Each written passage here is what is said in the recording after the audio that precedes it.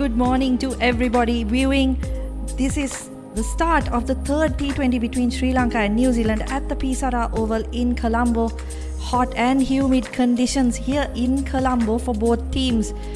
New Zealand leading the series 2-0 after two comfortable wins in the first and second T20. This will be their final chance to end this six-match tour on a high. What will happen in the game, we'll have to wait and see. Sri Lanka will be wanting to make a comeback after two dominant performances by the White Ferns in the T20 series, but they'll be happy with that win in the ODI series where they managed to win their very first ODI win and ODI series win against the White Ferns.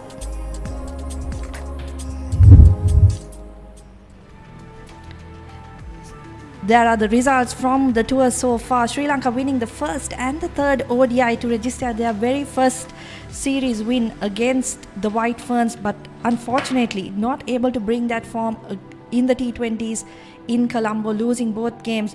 First one by 5 wickets and the second by 8 wickets. Susie Bates, the star in both games, getting a half century in the second T20 and 43 in the first one. Today, third T20I coming up. Sri Lanka still have one last chance to register their very first T20 victory against the White Ferns.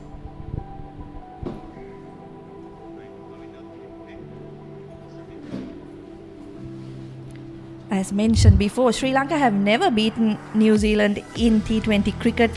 So the tally stands at 12-0 between the two sides. This will be another chance, as I mentioned before. They need to get things right if they are to do well in this game. New Zealand showed how well they had prepared for this tour in the first two games, looked comfortable with the spinning conditions and were able to get there comfortably in the end. This time, maybe something different awaits with Sri Lanka also looking to register that very first win.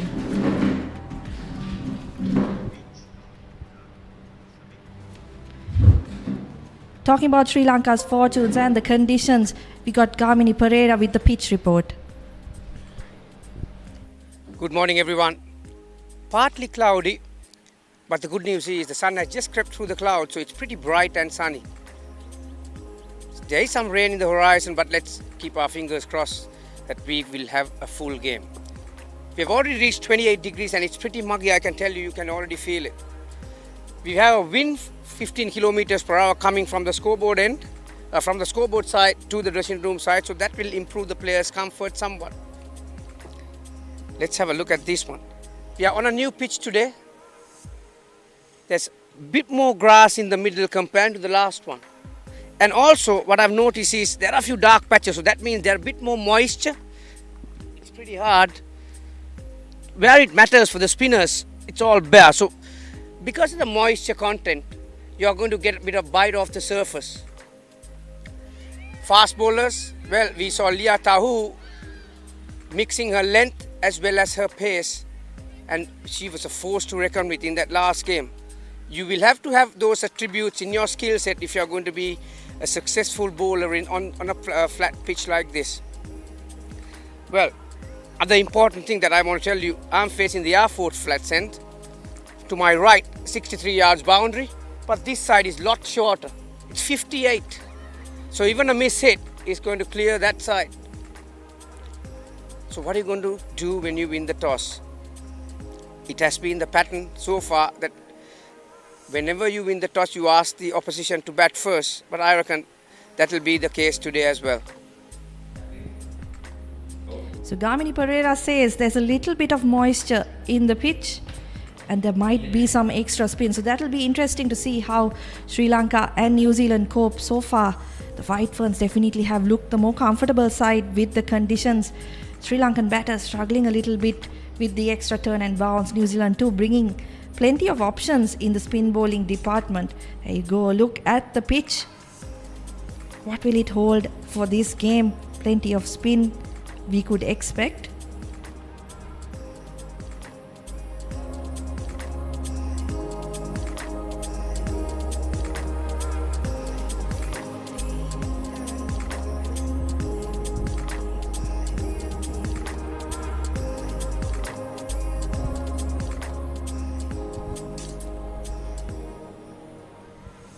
So that's a look at the pitch. We know what the captains have wanted to do in the previous couple of games. Let's find out what happens in the third T20. Parvez Maharouf is out there with the toss.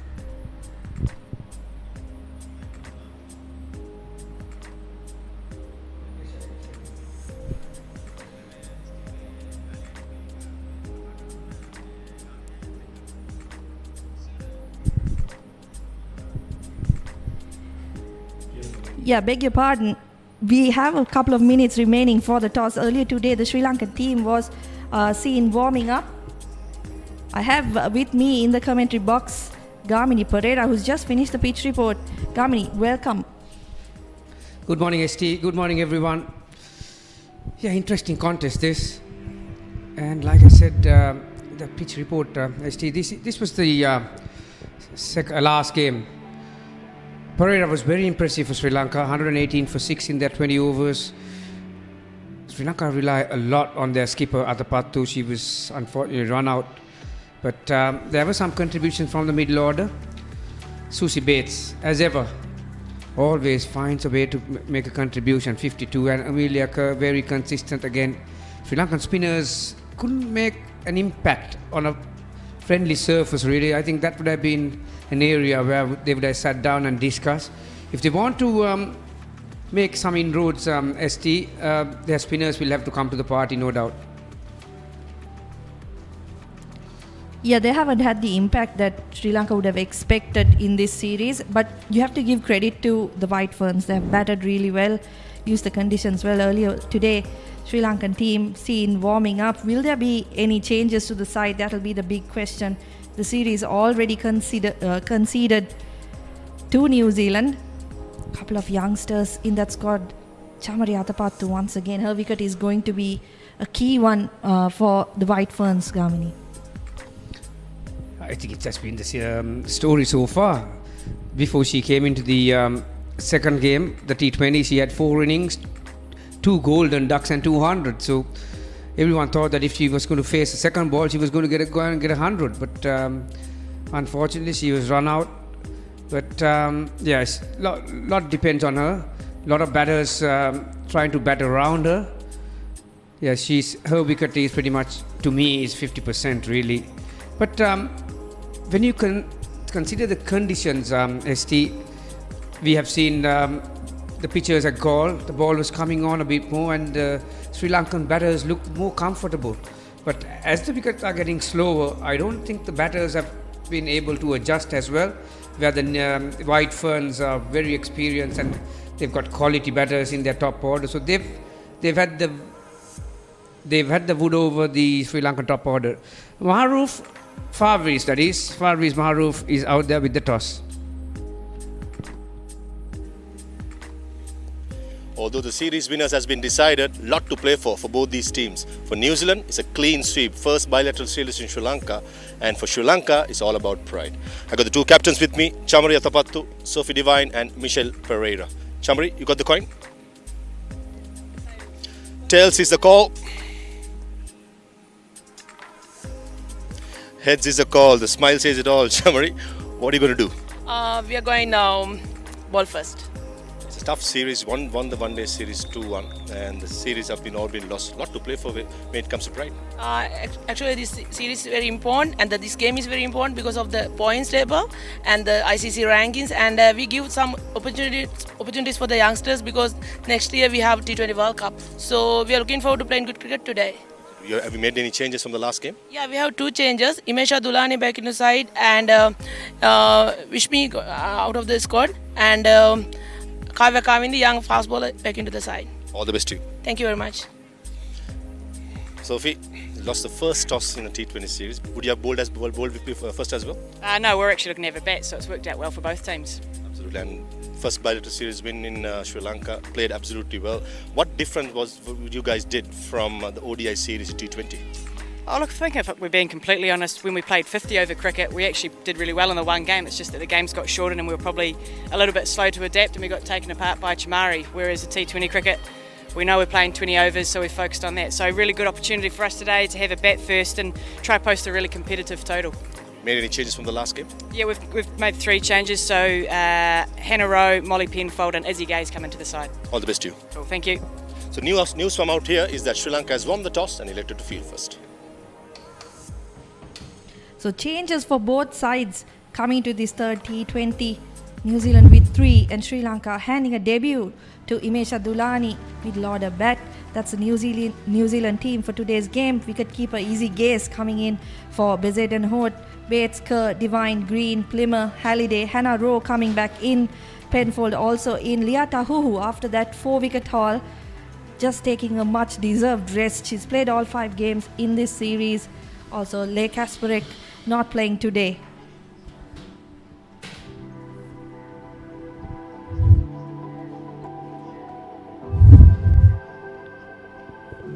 Sri Lanka 2 changes in their side. Kavya Kavindi and Imesha Dulani coming into the team in place of Vishmi Gunaratne and Udeshika Prabodhini. Prabodhini also played all 5 games that have been completed so far, so another rest for her.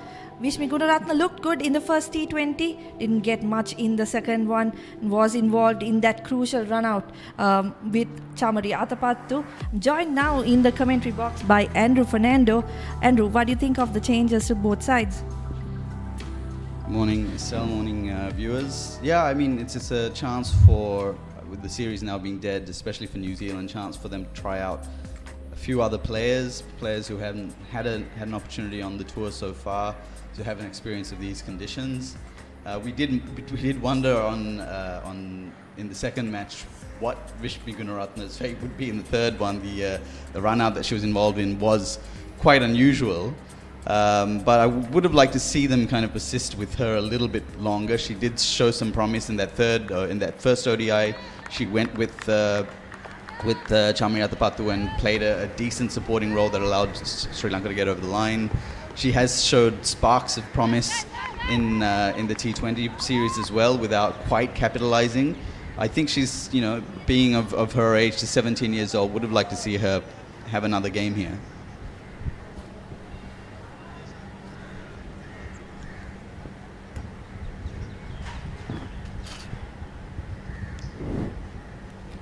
There you go, the cap presentation before the game to Imesha Dulani. She made her ODI debut against Bangladesh in April in the previous series.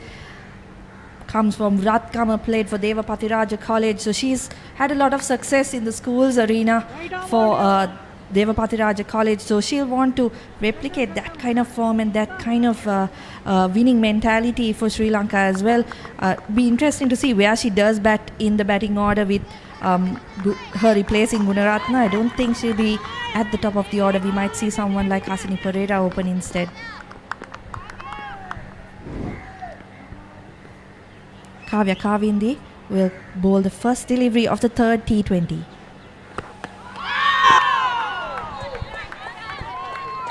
Back of the length first up. Estelle, what should Sri Lanka, first time in this T20 series that they're bowling first, what kinds of things would you like to see them achieve in this game? They're obviously trying a couple of new players as well. Yeah, I think you have to expect New Zealand to get up to a total of at least 120 to 140. And if they're able to do that, then it's going to be tough on Sri Lanka. Ideally, they'd want Athapattu to get runs. She hasn't done so in the T20 series so far. Was the crucial player in the ODI series and the ODI win. So they'll want her to get runs, but at the same time, her partners, those are the players they'll be looking at. T20 World Cup coming up next year. There's plenty of time remaining for that competition, but they want the likes of Harshita Samaravikrama, Hasini Pereira to get some runs, kind of build their confidence going into big tournaments.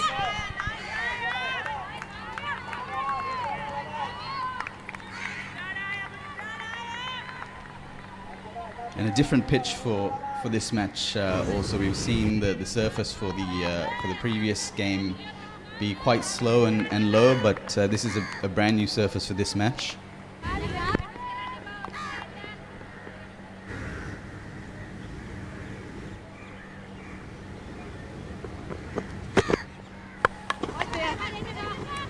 Down the track from Susie Bates, but she can't beat that mid-off fielder.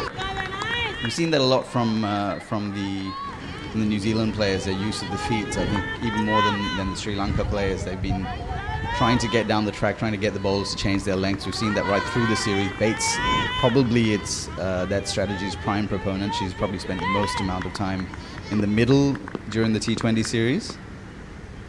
Yeah, she's been phenomenal, hasn't she? Just looked so comfortable in the middle and has brought all her experience to the fore in this series. Interesting fact also brought to my attention by Twitter user Hypercost.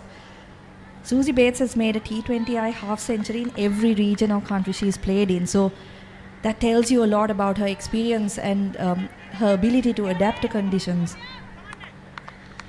Yeah, absolutely, and just an enormously experienced player. I think by far, by a significant distance, the most experienced player on the field across both teams.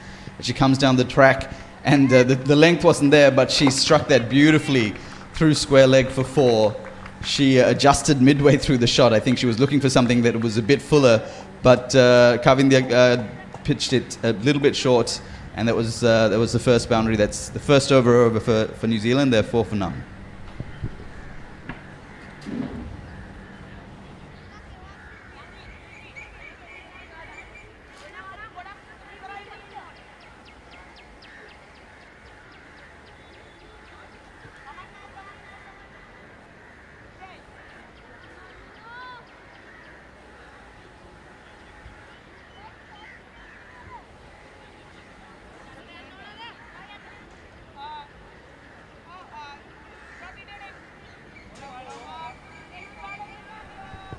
So New Zealand 4 for 1 after the first over. Boundary to end the over from Susie Bates. Izzy Gaze on the other end. Her first game on this tour. Played the Under-19 World Cup earlier this year alongside Fran Jonas and Georgia Plimmer. So watch that Susie Bates shot again. She was. It's not hard to adjust midway through the stroke, but again, that's the kind of form that Bates is in. As you know, she Fernando to bowl her first delivery of the match to Izzy Gaze.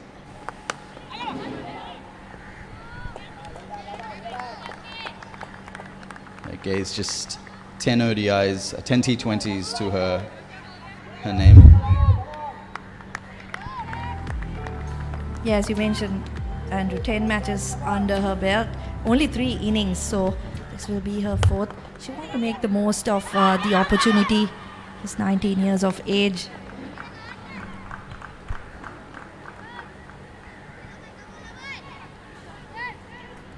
Yeah, replaces Bezuidenhout, who's been decent behind the stumps this T20 series at least, but didn't have a lot in the way of runs right through the tour.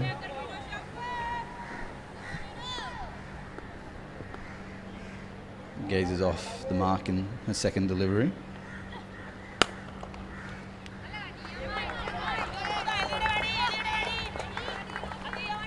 Yeah, we've seen in all 3 matches so far, or certainly in the first 2, the Bates' strategy has been just to play out a few balls, get herself in, make sure she's seeing it correctly. She doesn't tee off straight away. Though as I say that, she's down the track and she's slamming that one over mid-on for 4. Beautiful connection again, and a shot full of confidence from Susie Bates. Gets herself her second boundary. For a moment there, Nilakshi De Silva did feel like she might have a chance. That's well over her head. On your point, Andrew, about Bates taking her time. In both the previous games, New Zealand were chasing and not chasing significant scores, 106 and 118. So she just had a little bit of extra time to get herself in. Here, they will be setting a total. And if they've learned from the ODIs, they wouldn't want to be too conservative. Yeah, they almost want Chamari Atapattu proof their score, don't they? If Chamari Atapattu has one of her spectacular innings, we've seen 2 of them on tour so far, both in the ODIs. They want their score to be beyond even the reach of an innings like that. Sri Lanka batting order. I don't think it's no real secret that the others kind of contribute and play supporting roles to Atapattu. That's generally been the way that they've gone about it. And Dot ball to end the over for Sri Lanka. New Zealand 9 for no loss.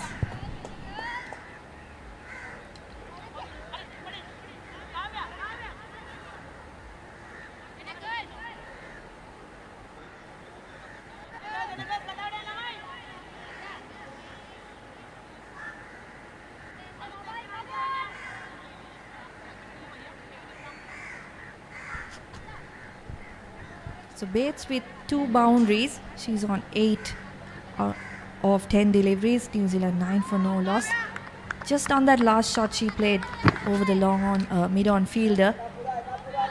Ahead of the series, New Zealand did prepare on turning tracks, and I think one of their biggest strategies were to play with the spin or play straight, and that's what we've seen in the series so far. A lot of boundaries going over the fielders straight down the pitch. yeah, absolutely. And they've been good at, both Bates and Kerr, who we've seen a lot of during the T20 series as well, at, not getting stuck in that middle zone to spinners. Either you come forward and you kill the spin, or you go back and you play it off the pitch. And they've been really judicious with their footwork, and that's what's allowed the kind of run scoring that we've seen Bates and Kerr have in the series.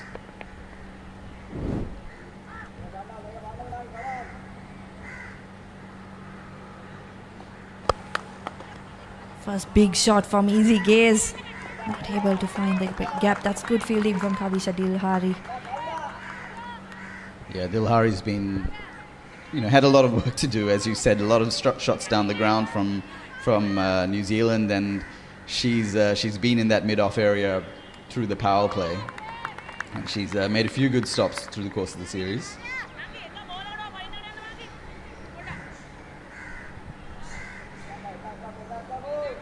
Slip being taken away by Atapattu for Bates. She's been put in that short fine leg region where we did see a lot of shots going in the previous game. A lot of lap sweeps used by both Kerr and Bates. That's wide down leg side, however, and it's gone right through the keeper, Anushka Sanjeevani, and to the boundary for 4. That's poor cricket from Sri Lanka. Yeah, you wonder if taking the slip out kind of worked on Kavindi's mind as well. She looked to go a lot straighter than she had done right through the first couple of overs that she's bowled. Yeah. Missed by Anushka Sanjeevani, and 5 wides Through her legs. Wide. Yes. Yeah, for the wide.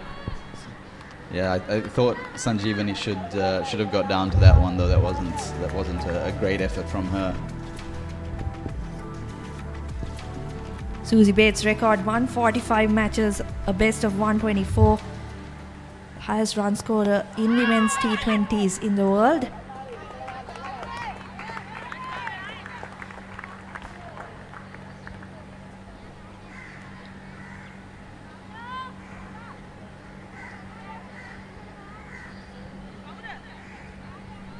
It's been a decent start from Kavya Kavindi so far. Apart from that wide in the previous delivery, she's managed to keep the runs to a minimum boundary in the first over. She'll want to end this over well. She didn't do it in the first over. She just lost her line a little bit. Yeah, and she's getting a bit of movement through there, a bit of in-swing to the right-hander. That part of that swing was what allowed that first ball to go down the leg side. As Grace, Gaze attempts a lap sweep there. That was a bit too far towards offside, I think. Yeah, field changing immediately. The slip coming out again, moving to that short fine leg region. That's one area that Sri Lanka can really block up. There was a lot of runs that went through there in the second T20.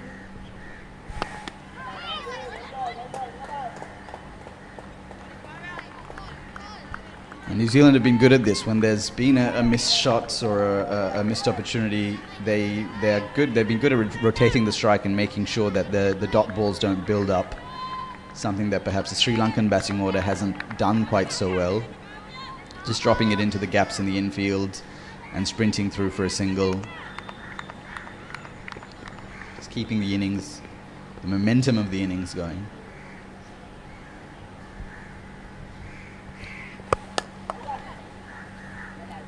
in the air for just a fraction of a second, but no opportunity on that occasion for a catch.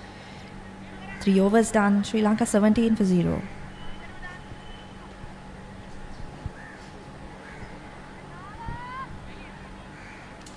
Looks like they're playing an extra delivery. Because I think it's supposed to be an over by our count. But there's perhaps the umpires.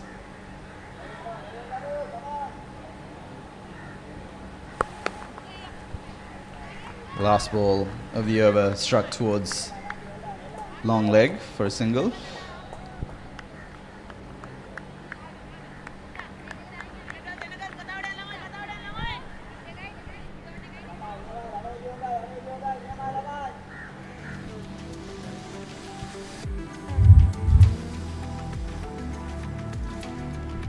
So these are the two teams that are playing today. Sri Lanka 2 changes, Kavya Kavindi and Imesha Dulani coming in for Vishpi Gudaratne and Udeshika Prabodhini. New Zealand making 3 changes, Molly Penfold, Hannah Rowe and Isabella Gaze coming in for Bernadine Bezedenhout, Liata Huhu and who was it? Andrew? Leigh Kasparek, I think. Yeah, that's right. Kasparek also missing out. She played just the 2 T20s in this series. So the extra pace being brought by New Zealand in this game.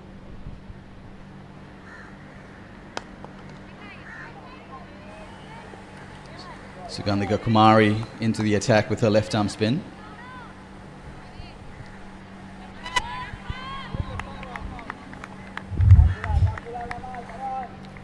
Sugandhika Kumari has been one of Sri Lanka's key wicket takers with the new ball. With her left arm spin, bowls well in the power play. Just keeps things simple. Quick single on that occasion. It's good running. Like you mentioned in the previous over, Andrew, New Zealand have been really good at that, rotating the strike when they are unable to get the boundaries away.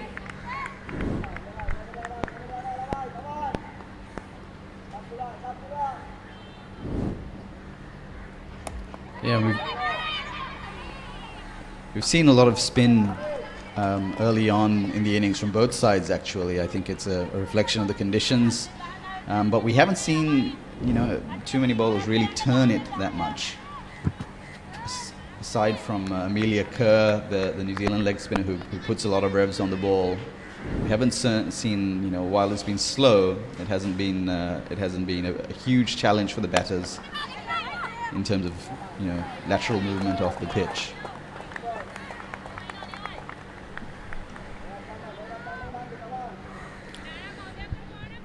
Gaze just making her way into this innings, 4 off 8 now, not a boundary to her name yet. Wonder if she's just feeling the need to try and hit out a big one. Happy to try and rotate the strike again, but there's no run there to square leg. Yeah, not a great throw from Imesha Dulani, but I think she did well really to get to the ball quickly, put that little bit of doubt in the batter's mind. Yeah, she got rid of it quickly. You see the ball flying back, you really bail out of your shots. Oh, that's a fantastic straight drive from Gaze. Her first boundary, down the track, got to the pitch nicely, and just hit through the line. Beautifully struck. Didn't go too far from the bowler, but she wasn't able to get to it. That's 4 overs gone, New Zealand 25 for no loss.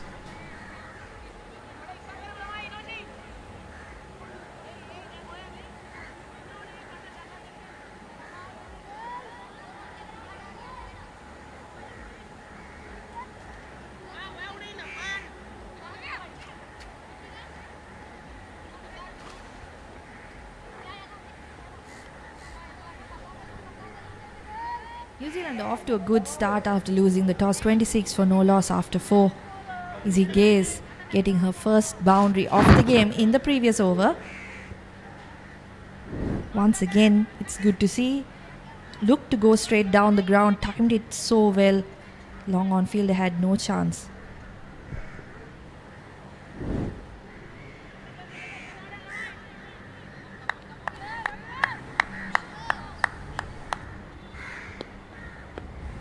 Inoshi Fernando, and there's a slip in for Bates.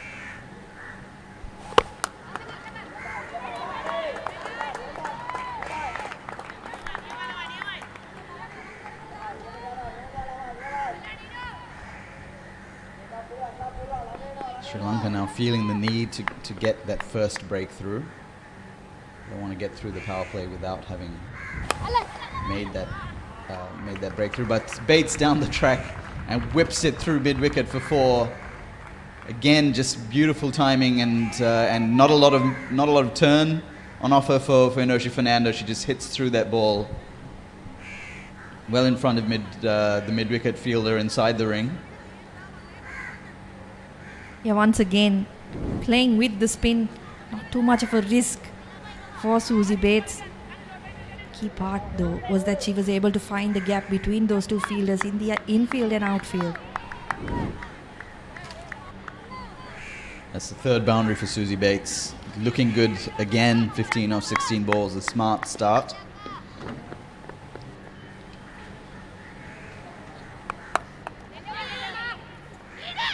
Brings a sweep out this time, and the mid-wicket fielder can't quite get to it, which will pick up a couple. Yeah, it feels like Sri Lanka have been pretty reactive so far in the game. Boundary from Bates through mid-wicket, and they bring the sweeper cover in, drop square leg back. Now they've switched things up, mid-wicket dropping back and square leg coming up into the circle.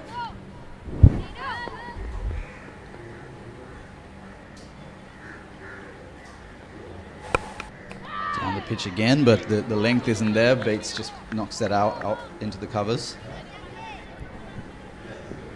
Fernando has been, I think, a good addition to the Sri Lankan bowling lineup, has bowled with a lot of control in the games that she's played so far. Picked up 3 for 17 in the first T20, just to put a little bit of pressure on the White Ferns. Fortunately, not enough on the board for Sri Lanka on that occasion to really defend it. Yeah, it was her flight really in that first match that got her quite a few, those 3 wickets. Beats the batters in the air rather than off the surface. Doesn't, as we've seen, just gentle turn from her. Down the track again. And that's gone through Kavisha Dilhari at mid-off and onto the boundary. We were saying how well Kavisha Dilhari has done so far in the series, but a mistake from her on that occasion. New Zealand moved to 37 for no loss after 5 overs.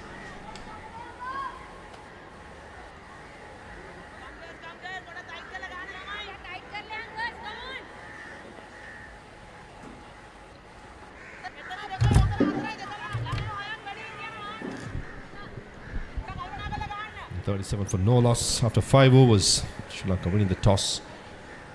Bowling first. Don't think things have gone on to plan so far. Here, White Ferns batters have been quite good. Bates and Gaze have been quite busy out there. This was the last over. Straight down the ground. Punching towards mid-on for a single. Gamini, not a good start for Sri Lanka. Good morning, Maha. Good morning, everyone. Yeah, again, the superiority from Susie Bates. Feature of her batting in this series, in this tour. Maha has been her feet. Not afraid to come and meet the ball early and use the crease to go back as well. She's applying a lot of pressure on this Sri Lankan spinners department. Gaze playing for the first time today. Her performance is not shabby at all. 12 off 12 so far. What impressed me mostly is how busy these ladies have been. They've been quite proactive. He's a single leg. Direct umpire says no. Generally, direct hits are quite close. I think there's no damage done for White Ferns. They have been quite proactive. When the boundaries aren't there to be hit, they're quite busy picking up those singles, hence putting the pressure back on the Sri Lankan spinners. And not only that, I think they are putting a lot of pressure on the Sri Lankan fielders as well. This is closer than you think, I'll tell you. Yeah, cheers. That's a good technique. See how she's grounding her bat a long way out from the line. Yeah, back to that point. Oh, bottom edge. That's unlucky. It's going to go for 4. Very productive over this for the White Ferns. We mentioned about the pressure on the bowlers, like I said, the pressure on the fielders, the ability to control their hand speed and how to play with the dead weight. When the fielder starts approaching, anticipating that single, they push it with the second or third gear. So that are the areas that the Sri Lankan batters can polish as well. Definitely with Susie Bates' experience, so much to learn for the Sri Lankan ladies who are, when it comes to experience, quite an experienced team. But overall, I think White Ferns in these T20 series have been magnificent, almost faultless, isn't it? Whether they batted or bowled first, they've been magnificent. One day series is a different story. Chamari Yatapattu took the game away from the White Ferns. Unfortunately, in this T20 series, has not hit the straps in the air for a moment. All of us thought that's going to be caught at mid-off, but in the end, no damage done. 6 overs gone, 43 for no loss.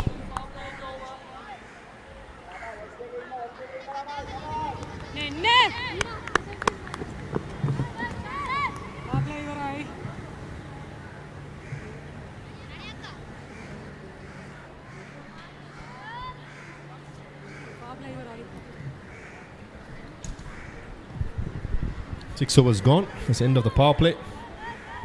But a good one for New Zealand after being put into bat by Chamari Yatapattu for the first time, winning a toss in this series. Dayton De Silva, the on-field umpire. Yeah, you mentioned, Maha, it's interesting. The first time the White Ferns are going to bat first in this T20 series. The second power play, the 7th over. It's going to be Inoka Ranavira, one of the most experienced bowlers in the Sri Lankan lineup. So far in this series, Mahav, the average score is around that runner ball mark, 120.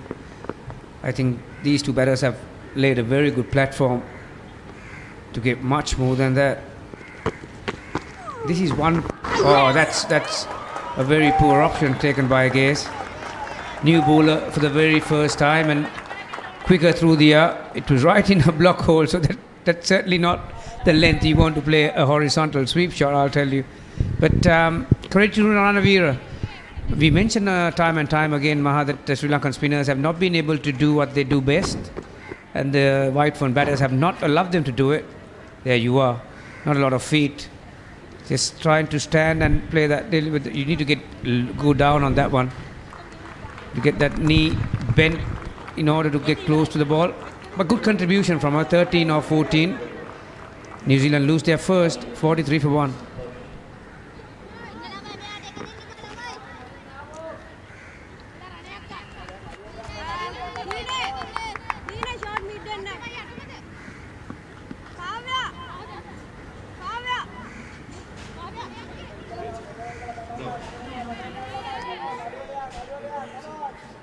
Amelia Kerr, the new batter.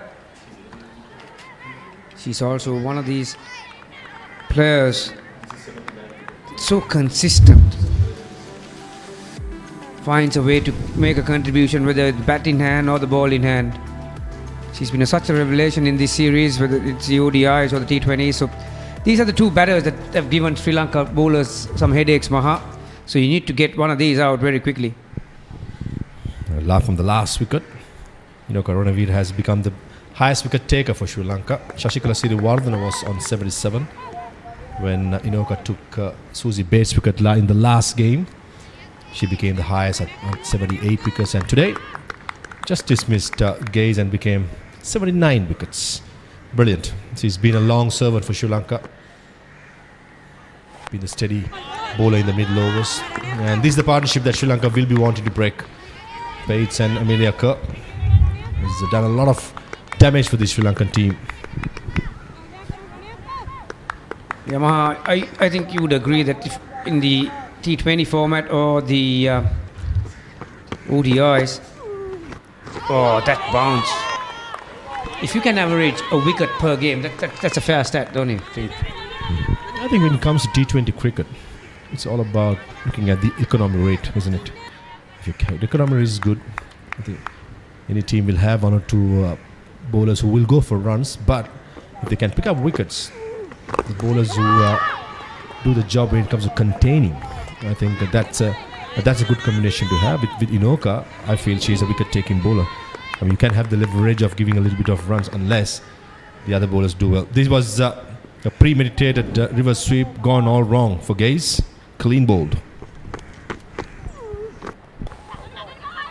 Just tucks behind. Oh, another misfield. At least a couple. Will they take the arm on? No, they won't. Just a couple.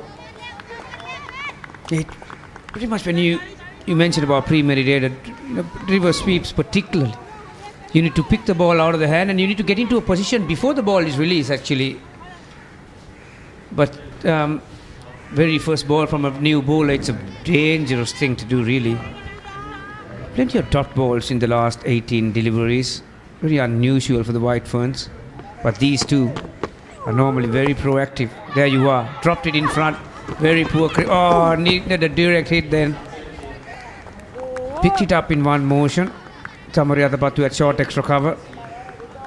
But didn't have the accuracy with the throw. 46 for 1 after 7.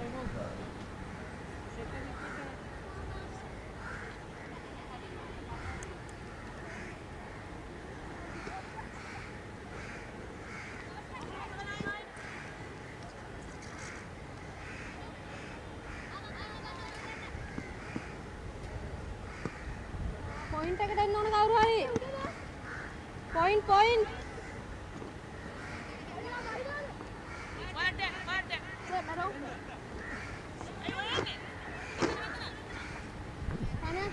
46 for 1 out of 7 overs. 6 boundaries. 13 singles. They've been quite busy. The bowling has been quite decent, but just that I think the batsmanship, beg your pardon, has been really good by the White Ferns. Chamariyatapattu into the attack. 3 fielders patrolling the boundary. Long on. Mid-wicket deep square leg and a deep cover point in the offside. Remember, only 4 fielders permitted after the power play in women's cricket. Yeah, usually Atapattu select her top order spinners the start of the innings, but obviously she's not a big turner of the ball, Maha. She relies on that like a darting type, isn't she? As you can see, the way she's holding the ball, her first finger and the second finger across the seam. But these two, this is the dangerous period for the Sri Lankans. These two can take this game away very quickly. They've got the tremendous ability to be proactive and play the field at times. Again, beautifully played. It wasn't a bad ball by any means, just around that midland leg.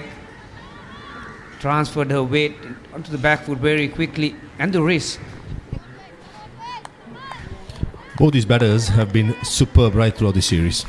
It's quite visible, isn't it? The way the batting, the way the ball's been striking in the middle of the bat, milking those singles when the opportunity is there to put it away for a boundary. There's some outside the off stump. Pretty unlucky there. Susie Bates was trying to get that gap between car point and short third man. Timing was good. And Chamariyatapattu slowing things down, not giving any pace. I think it's probably the right thing to do. Fast you bowl in this pitch, I just feel it's easy to bat and the ball comes onto the bat as long as you bowl slowly. I think batsman got to make the pace, which is going to be hard work. So 2 dot balls.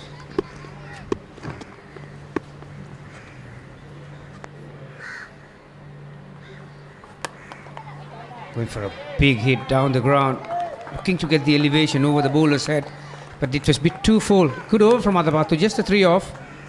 49 for 1 after 8.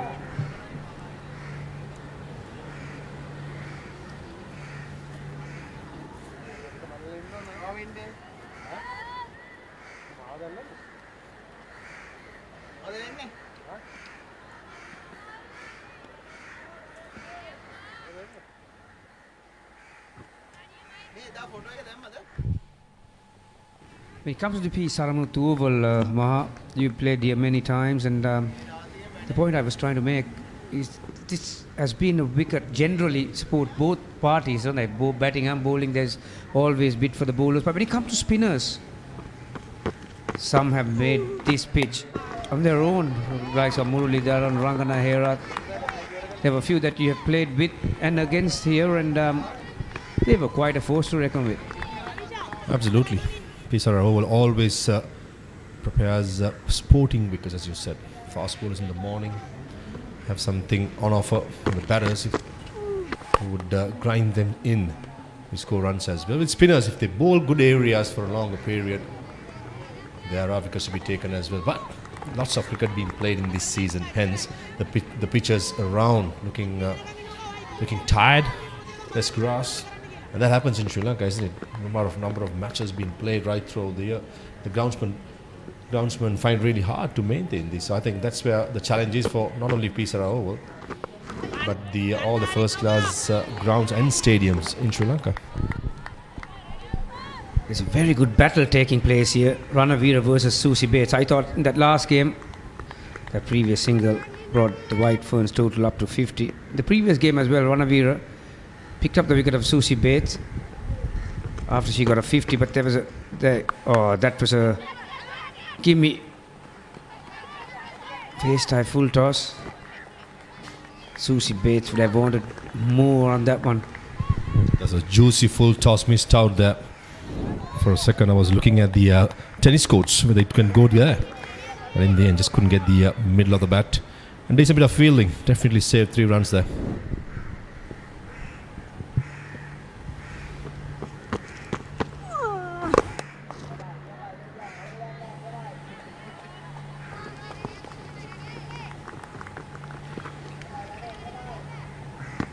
There is no such thing called dead rubbers these days.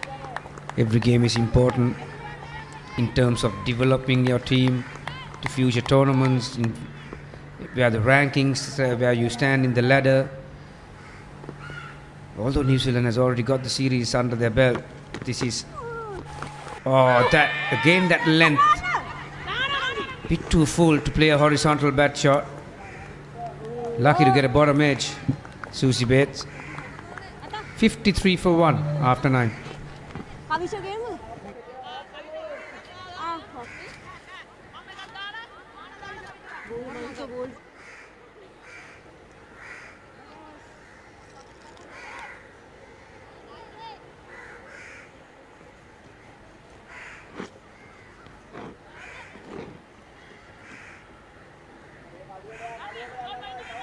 The point that you try to make, Gami, regarding nowadays there's no dead rubbers, absolutely agree with you.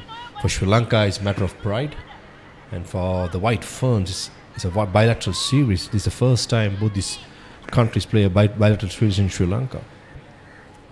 I'm pretty sure Sophie Devine would be wanting to go back home with a series. That's a magnificent shot by Susie Bates. Chamari Atapattu slowing things down, but Susie Bates came down the track, took it on full, and hammered through mid-on for a boundary.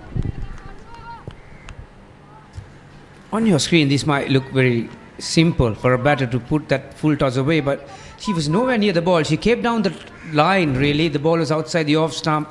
She had to use her hands. Not only she did got close to the ball, but the placement was immaculate, wasn't it? It was only, 10 yards away from that long on fielder. She had absolutely no chance of stopping that one. 7th 4 in the innings.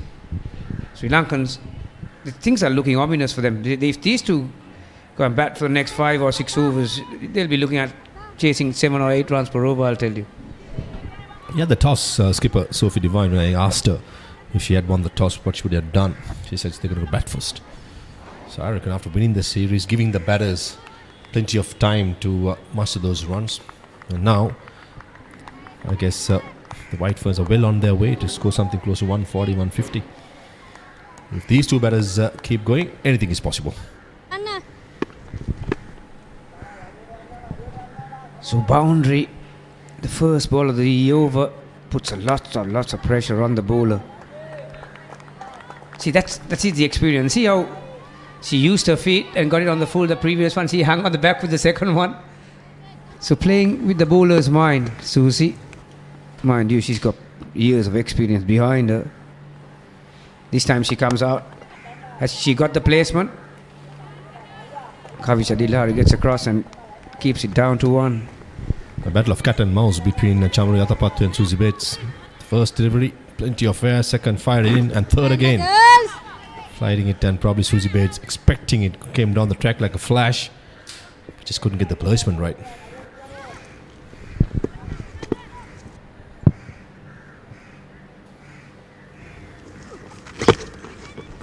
That's very well played. There was a risk involved, but perfect execution. This is why it's so difficult to contain these batters, Maha. They've got the ability to play the angles, play the field. Amelia, on that occasion, she exactly anticipated that that ball is going to be quicker, and she took the option of scooping it behind. Smart option being taken. Field remained the same. Fine leg remains vacant. Beautifully played. This time Chamari Yatapattu was quite quick through the offside. And Amelia Kerr, placement, timing, brilliant. Brings up a boundary. Yeah, you mentioned brilliant. There's nothing short of that one. It's again, after playing a scoop, I think the bowler would have had that in her mind. So she was looking to put it wider outside the stumps. She was on the back foot and got the gap she wanted. It was brilliant. Timing and placement. These two batters have shown some amazing ability to bat on these subcontinent tracks. How to use your feet, how to use your wrist. There's a change in the field. Short mid wicket goes to 45 on the leg.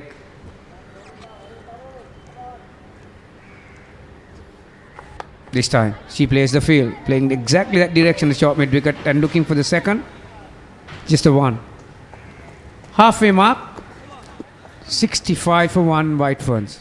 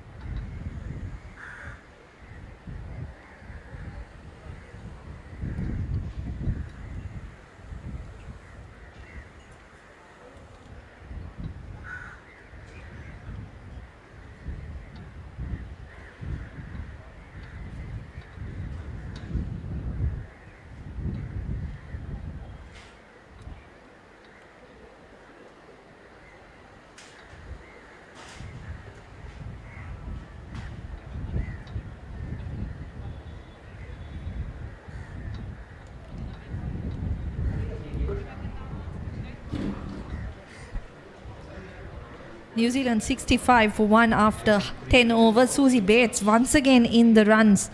She's been fantastic in this T20 series so far. Yeah, 52 in the last game, and you can see her strokes. That first boundary through square leg, using her feet to go down the ground frequently. And that's really been a feature of her batting right through the series. I think, you can see all her boundaries apart from perhaps that one. She's making sure she's getting the batters to change the length. That was the dismissal of Izzy Gaze.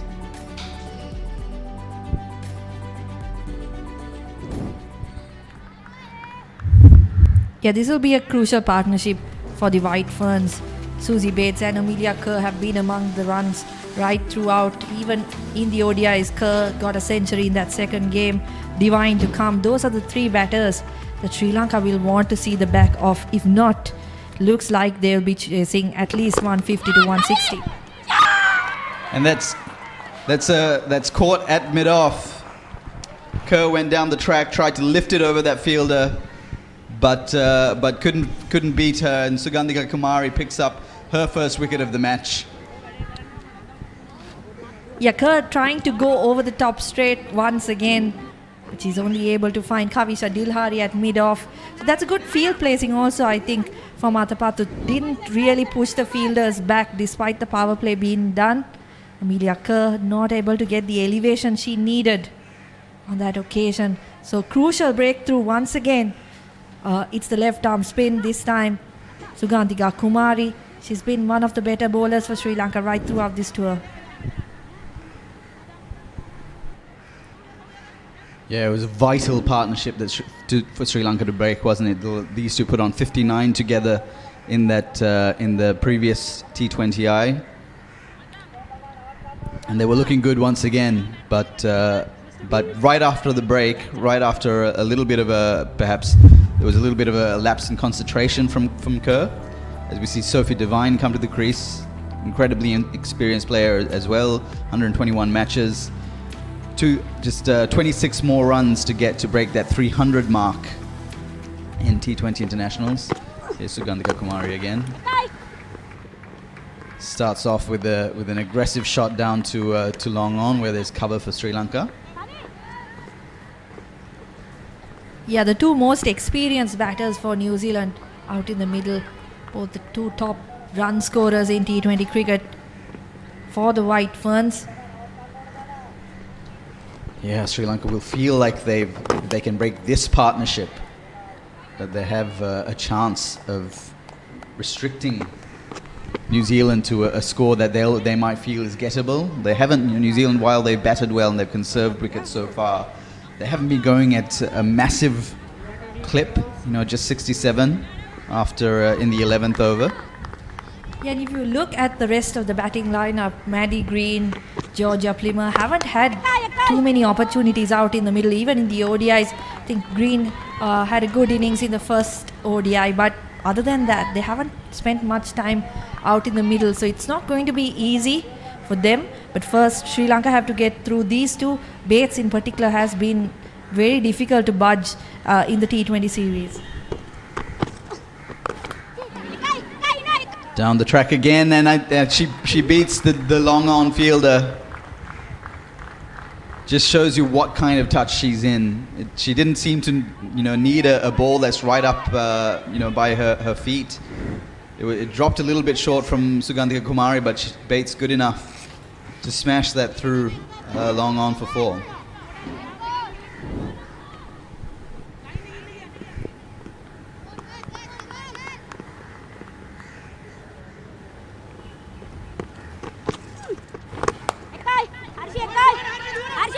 Big spaces out into the leg side now for Bates to exploit. She's striking the ball very sweetly. New Zealand 73 for 2 after 11 overs.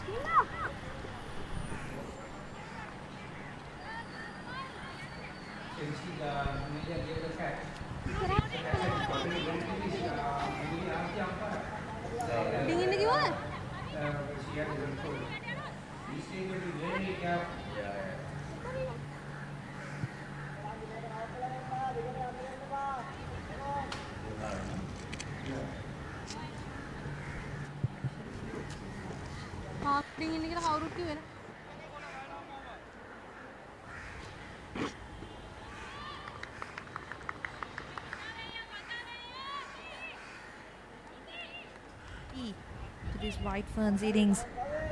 Kavisha Dilhari now into the attack for the first time in this game.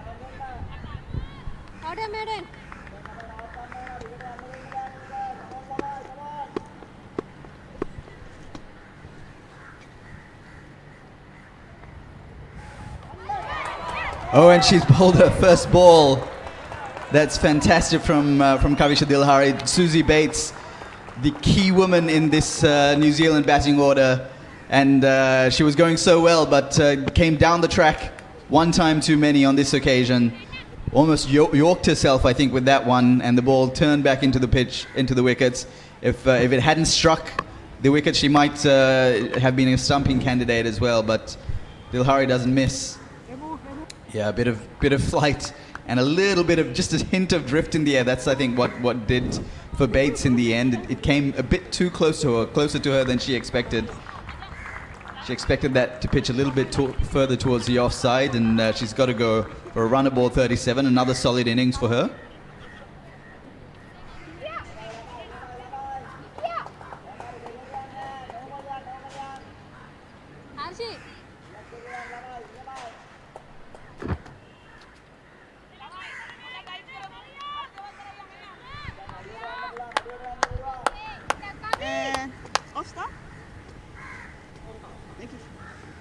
Maddie Green's a new batter for New Zealand.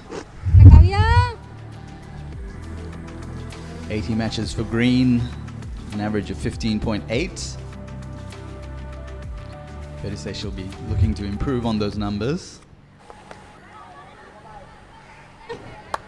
So Sri Lanka have two new batters in both fairly experienced. So Sophie Devine more so than Green, but they have an opportunity here. They can put the foot down at the moment. They have a chance to restrict New Zealand to something that they perhaps won't be happy with. Yeah, Green, this is just the fourth time she's playing, batting out there in this tour. That's the dismissal once again. Just had to reach for it in the end, didn't she, Susie Bates? She'll be disappointed. She would have wanted to kick on. First opportunity to bat first. Get a big score under her name. Not to be today. Yeah, she was a long way down the track. A long way down the track. She looked back and thought maybe she needs to get back in case there's a stumping, but ball hit the top of middle stump. And that was that. It'll give Kavisha Dilhari plenty of confidence too for the rest of her spell. It was her first delivery that did for Bates. Yeah, just on Green, as I said, just the fourth time she's out there with the bat in this tour. Got 38 not out in the first ODI back in Gaul, but hasn't really made any runs since then. 5 in both of the other innings that she's played, so she'll have a big role to play here too. Experienced batter, hasn't had too many opportunities out there in the middle.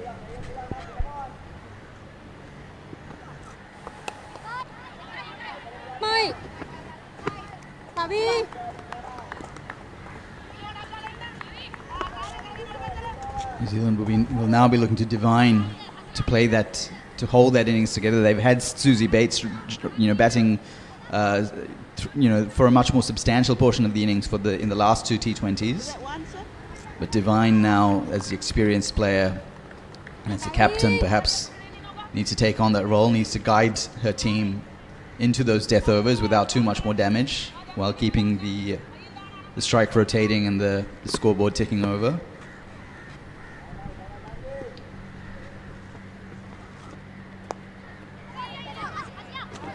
Nicely played by Maddie Green, but just a single.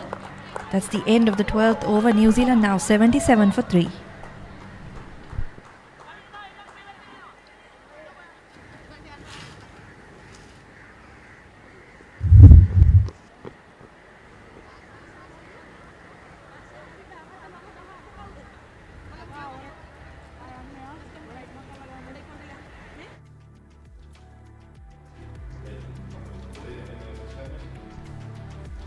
Bowling figures for Sri Lanka so far. Inuka Ranavira just fantastic with the ball today. 2 overs, 7 runs. The wicket of Easy Gaze, crucial first wicket for Sri Lanka, giving them that opening. Apart from that, Sugantika Kumari also picking up 1 wicket. It's gone for 21 though.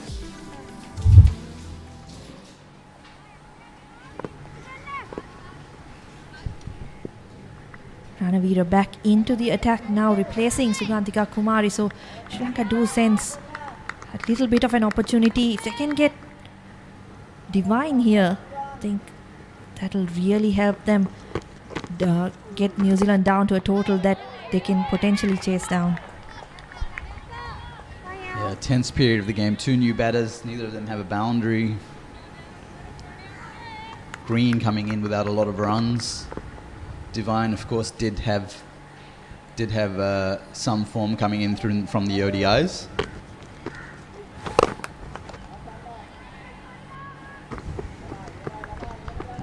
Sri Lanka's most experienced bowler and highest ever T20 wicket taker, Ranavira, in try and make that next breakthrough.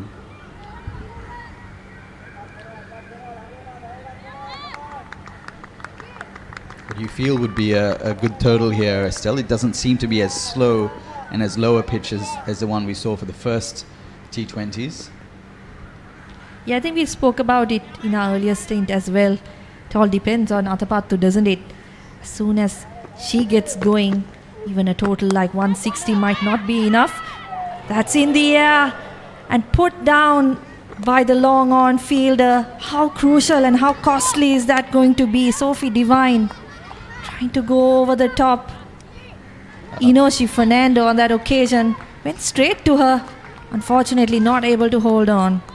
Yeah, it was struck firmly, but she didn't have a lot of work to do. Just had a few paces to take to her right into the bread basket, but just wasn't able to hold on. Not sure what happened there. Maybe took her eyes off it at the last second. It seems it's certainly the kind of catch you expect to take at this level. Yeah, Inoka Ranavira just applauding the fielder. But I'm sure she'll be really disappointed with that effort, because she would know that that's a crucial wicket for Sri Lanka.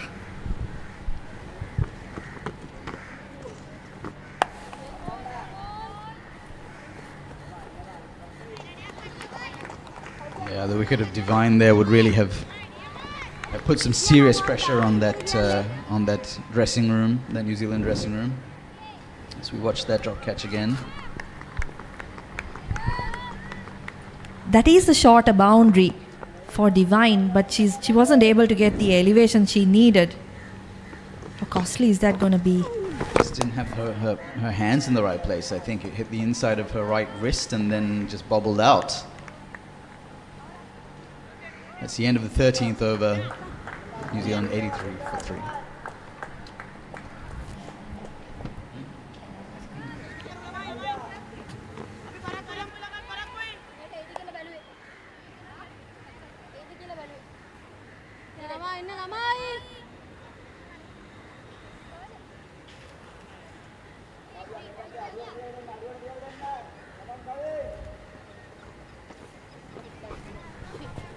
New Zealand 83 for 3 in 13 overs.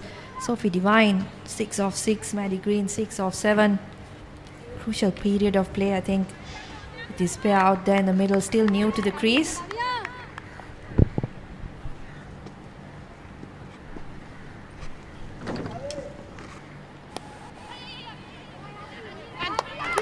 Kausha Buhari again, as we see Green use that reverse sweep that New Zealand have been using quite a bit of through the course of the series. No one in the deep in that region, and I think Hasini Pereira did really well at backward point. Just anticipated that shot really well. Moved to her left and was able to cut off what could have been at least 2 runs.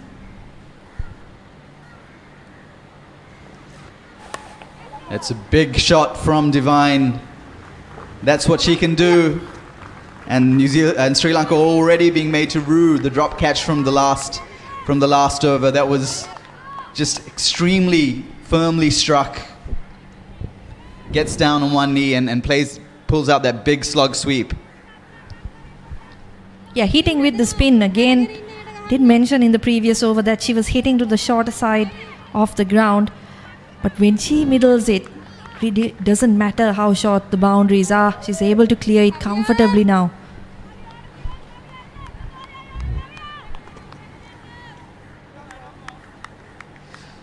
Change of angle from Kavisha Dilhari. She decides to go around the wicket, perhaps to guard against that slug sweep a little bit.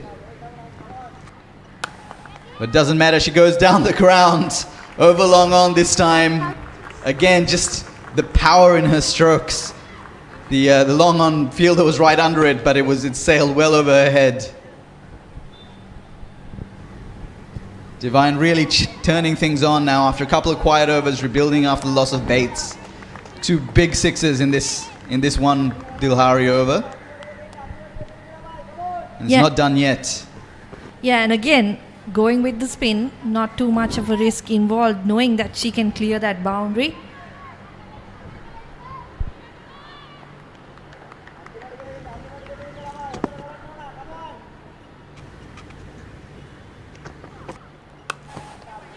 Just needs to get out of the over without too much more damage now, Dilhari. Not the most experienced of Sri Lanka's bowlers, but a promising one. 2 sixes off the first 3 balls. Just needs to get through the next 2 balls cheaply. That's the first 6 of the over, well over the boundary line. Then she went straighter, lot flatter on that occasion, but again, clearing the boundary by quite a distance.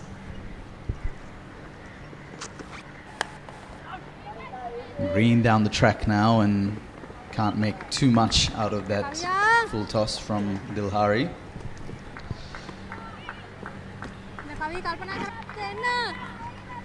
Yeah, Green's job will definitely be to just hand the strike over to Sophie Devine, at least until like the 17th or 18th over, where she will also look to go for it. Sri Lanka will need a big breakthrough here if once again they're looking in danger of conceding about 150.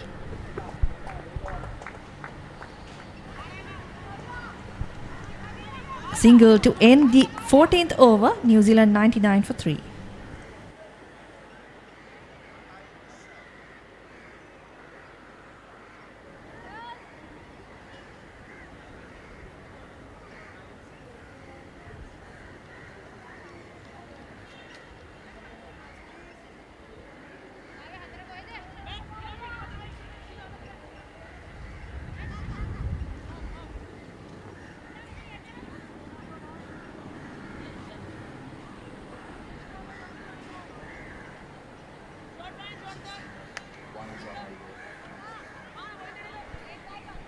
The projected score for New Zealand now, the current rate, they'll get to 141. But if Devine is at the crease at the 20th over, you'd expect them to go well beyond that. Yeah, and that projection's jumped up quite a bit since that last over. 16 runs off that over from Dilhari.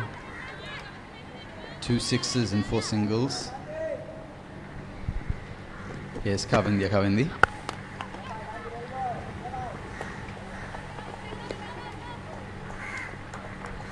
Devine really looking for those boundaries, and you know, just in the last 6 or 7 balls, she's just turned it up a notch.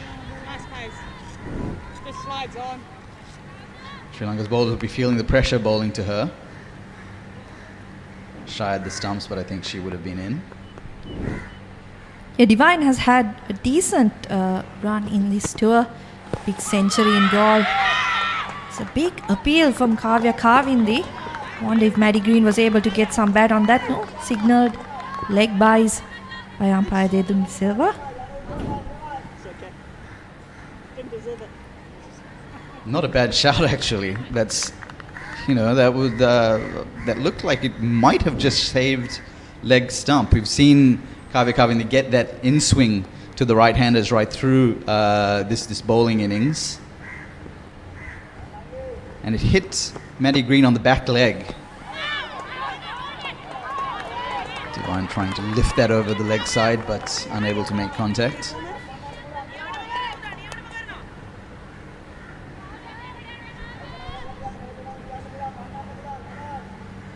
Not a lot of support from the rest of the fields on that appeal, but it looked very adjacent to me. It's definitely angling towards the leg side, but hit her back leg, and I don't think she was too far in front of the crease. Didn't have a long distance to travel.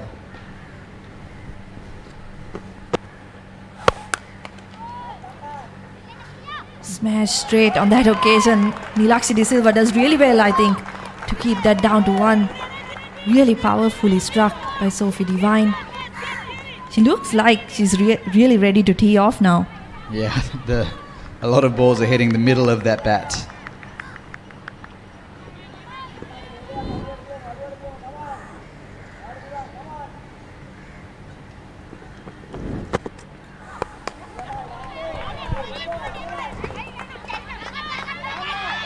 A little bit of hesitation on the second run. A better throw would have had Maddie Green in trouble, but the throw was wide from mid-wicket there. Maddie Green hesitated. Divine was herring back for the second, but Green hesitated at the non-striker's end, and if that had been even slightly close to the wickets, they would have had Maddie Green run out. Another chance goes begging for Sri Lanka.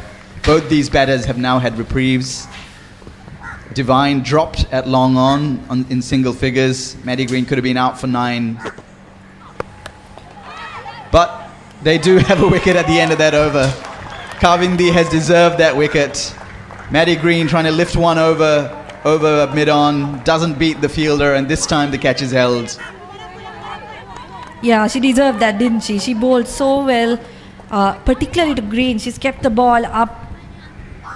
Green tries to go over that infield and not able to get the elevation she needed. Very similar dismissal to what we saw from Amelia Kerr. Kavisha Dilhari just holds on to that catch. So New Zealand now 4 wickets down after 15 overs, 104 for 4.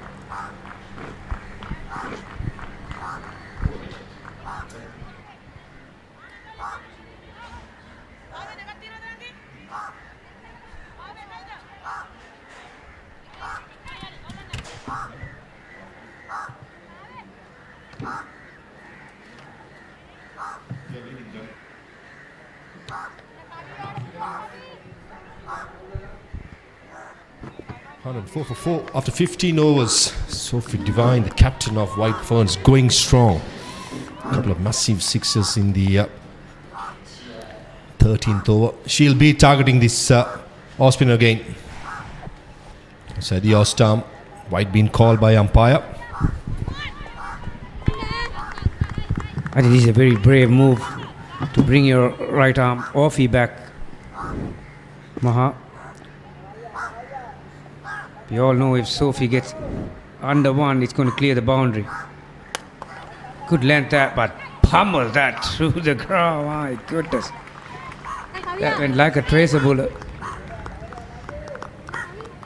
She's such a powerful, destructive batter, Sophie Divine. Right in the block hole, but still had enough firepower. I think Dilhari got a hand to it.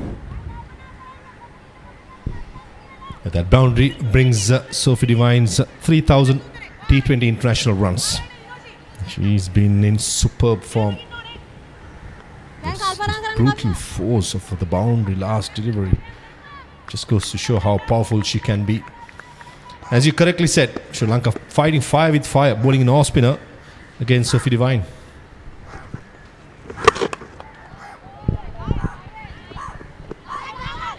Yeah, Ranavira has got 1 over. So is Sugandhika Kumari, the 2 left-armers. I think one of them could have been a better option, because if you dismiss Sophie Divine, this total is going to come down. That will be the difference between 160 and 130, you know. Just going through the record of Sophie Divine, 3,000 runs, highs of 105, average of almost 29, strike rate 122 for a middle order. That's magnificent. And 17 half centuries, 103 sixes, Gamini. That is some stat, 103 sixes. Georgia Plymouth, just very early in her career still, 15 matches, 17 the best score. You just mentioned 120 odd strike rate for Sophie, 82 for Georgia. So her intentions will be to bring her skipper back on strike as soon as possible. The game plan for Plymouth is quite simple. Get the single, get the skipper in. The skipper will do the damage. At the moment, Sri Lanka looking down the barrel, isn't it? 112 for 4 after winning the toss, bowling first. Wanted early wickets in the power play, couldn't do it. And now the foundation has been laid by the top order. Now the middle order just go out there and enjoy themselves.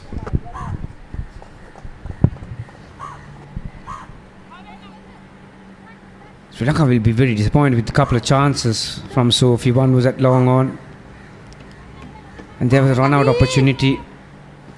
Directed would have had her in trouble. So final ball of the 16 and skipper is on strike. Don't give her a length ball, this is going to disappear. There you are, but wide outside the off stump. That's again in the gap. Chamari Athapattu does very well. Saved a couple of runs for her team. Good cricket all round. 115 for 4 after 16.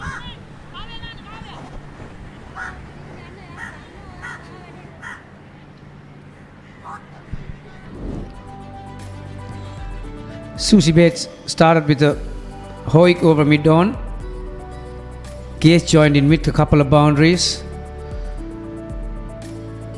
Amelia was terrific for her 15. That was the first 6. The very next ball, this went over mid-on.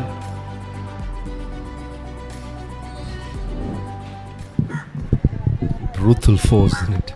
You got Sophie Devine, who is a proper hitter, and you got Amelia Kerr, Susie Bates, classical batsman, good on the eye, milking those singles and boundaries. All of a sudden, the skipper comes in and just enjoying the moment, isn't it? The foundation has been laid, as I said. It's now to entertain us. Yeah, if Sophie Devine bats till the 20th over, brace yourself for an absolute classical end of the innings batting performance. You mentioned Maha just a moment ago, amount of career runs and the experience she's got. Got long on, deep into the deep square leg. Miss hit. Fortune favours the brave. When you're in that mood, sometimes it can go your way, and bottom edge, another boundary. Minor victory for the bowler, but in terms of the scoreboard, it still keeps on moving. Yeah, unlucky there. Carving for decent delivery, going outside the off stump. Probably the plan is to bowl outside the off stump, I think. Anything straighter, Sophie Devine can be quite brutal. But in the end, as you said, fortune favours the brave inside edge for a boundary. As you correctly said, he might get into a position where you could see a divine show coming up.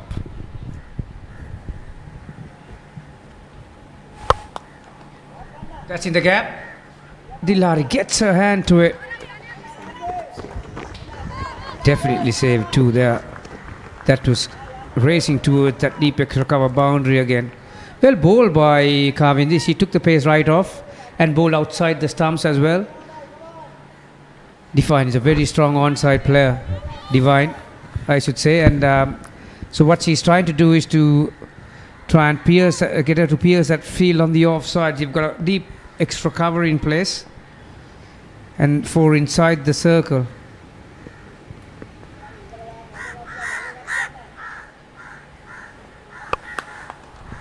I think tactics-wise, Ramesh Vijay Sirivardhan, the bowling coach of Sri Lanka, and Ramesh Ratnayaka, the head coach, has got the tactics spot on to bowl outside the off stump. But the execution for an experienced bowler is going to be crucial, isn't it? It'll be tough work. It's never easy when batter is batting so well with brutal force and power. It's tough work. Plima comes down the track, looking to dropping that towards the leg side.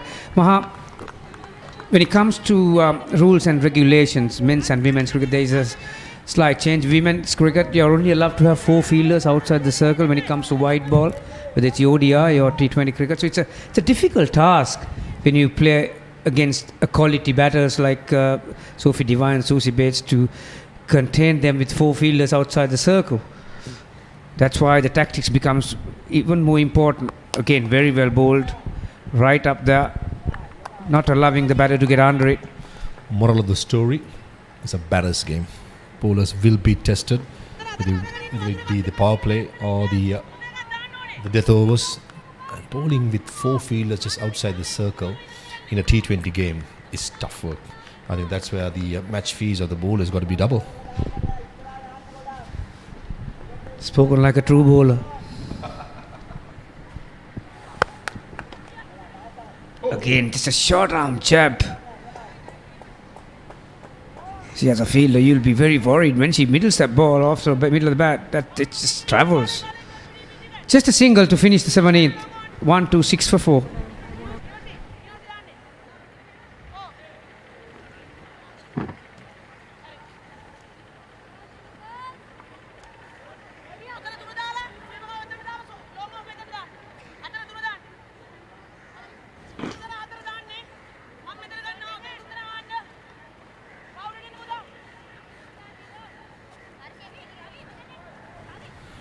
Kavya Kavindi bowled out her 4 overs. With 27 runs. I thought she bowled decently well.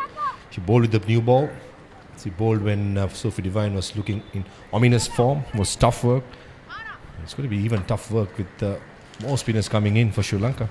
And also, Maha, Kavindi made a debut in the in that, I think, second or third ODI in Gaul, and just to bowl a couple of overs. As you would know, at Gaul, with that wind, sometimes you can be found out. She struggled with the wind. There were a lot of wides, but today, I don't think she bowled a single extra, really. So her direction has been pretty good, and the coaches will be very impressed with that kind of performance. Or just one wide. So,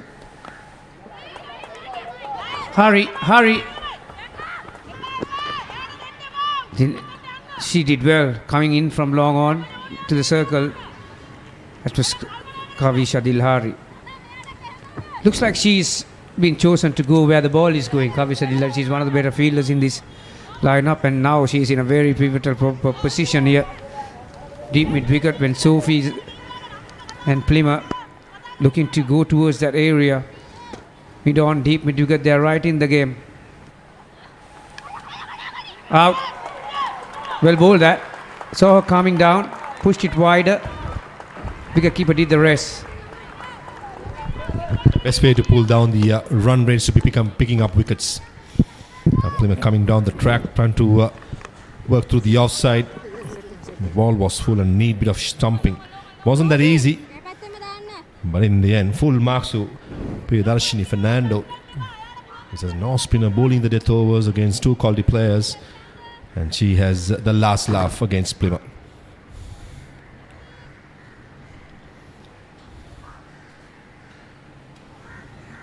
She's gone for 3 of 6 deliveries. New Zealand 127 for 5.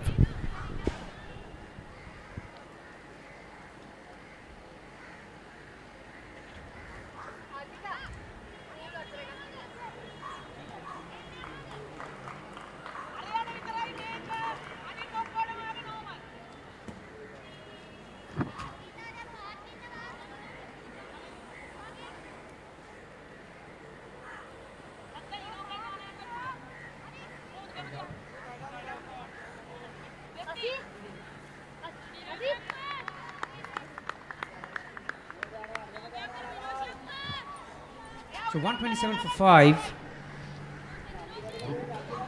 We got 16 legitimate deliveries to come. Brooke Halliday, left-hander,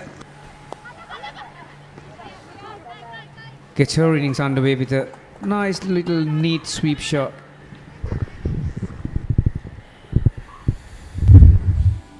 That's a record. Playing an 18-game strike rate again. Impressive, 93. A score of 25. That's been a good servant. Fasten your seatbelt, Gamini. This is going to be a big delivery. In the air. And over square leg. And clears the boundary as well. The square leg was in the circle. Deep mid wicket, long on with the 2 fielders outside the circle in the leg side. But didn't get hold of it. But still, the brutal force made sure that it carried the distance. Yeah, it was just one hand hoik. Again, we mentioned about how difficult it is for a bowler to bowl at this time of the innings when you have a very powerful batter like Sophie. 2 fielders on the leg side on the fence. There was no deep square leg. That's why she's trying to get inside the line by moving across the stumps. I feel sorry for these bowlers, I'll tell you. The last delivery, if you had left it, it would have been a wide delivery. The plan is from Priyadarshini is quite clear. Stay away from the danger zone of Sophie Devine, which is straight. But could come back after the previous delivery went for a maximum. Down the next side, dot delivery to the 18th over. New Zealand 135 for 5.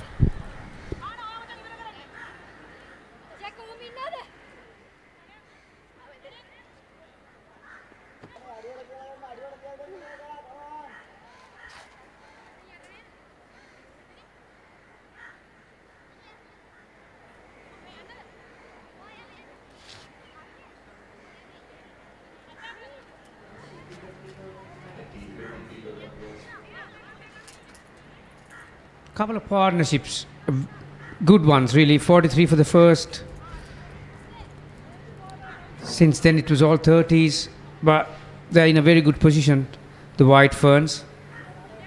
Anything around 150 is a pretty good total on a surface like this. Divine on 46. Ranavira, very good figures in the context of the game. 3 overs, 6 top balls in that. 1 for 12. This is going to be one hell of a battle here. Divine versus Ranavira. As she got the distance. Oh, got hold of her. There you are. One small miss hit, and this time De Silva made no mistake. Well, her mouth would have been in her really. She dropped the previous one. Extra 20-30 runs from Divine, but that is a good scene for Sri Lanka. Experienced bowling here by Ranavira. Not giving the pace, slowing things down. The length wasn't full. Sophie Divine going through the line, but only got the bottom of the bat. And presence of mind at long on, knew where the boundary was. And exactly what Sri Lanka needed. A wicket at this juncture. Try and restrict New Zealand under 160. Divine, a magnificent 46 of 25. New Zealand 135 for 6.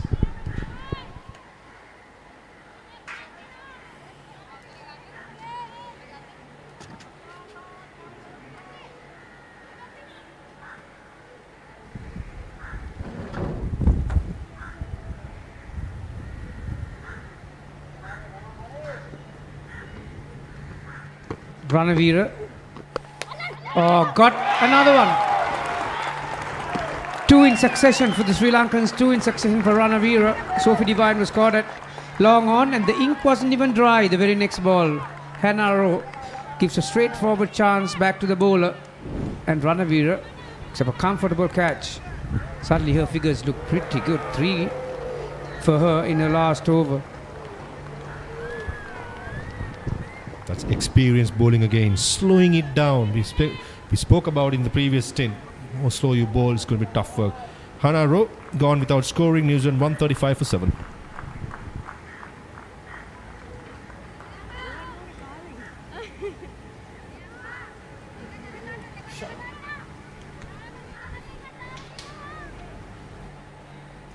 So the last 5 minutes belong to Sri Lankans.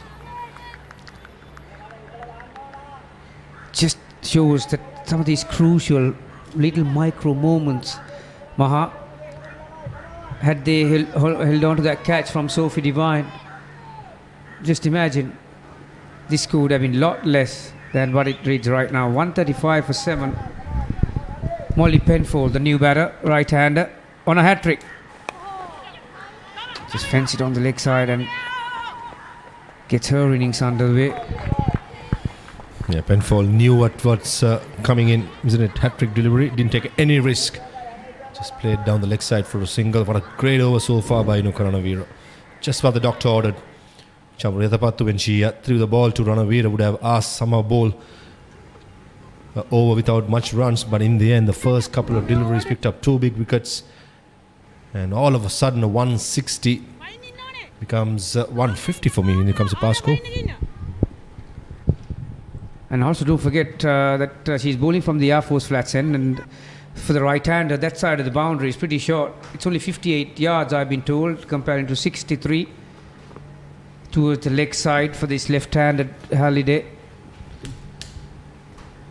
3 on the boundary, 1 on 45. Again, a miss it. Suddenly, a boundary looks a long way away once Sophie Divine departed. What a brilliant over. 19th over of the inning, just given away 2 runs and 2 important wickets. For Sri Lanka to win this game, Chambu Yatapattu on that screen will have to score bulk of the score, isn't it? Conditions are really good. If she gets through the first 6 overs, I feel it's her day. She's due a big one. Top edge here. Oh, Chambu Yatapattu for a second, that short extra cover. Thought she was in the game. She did the right thing. She was in the 30-yard circle. If it was over in the first 10 overs, probably she would be about 10 feet in front. And Would have been an easy dolly catch, but no damage done this time for New Zealand.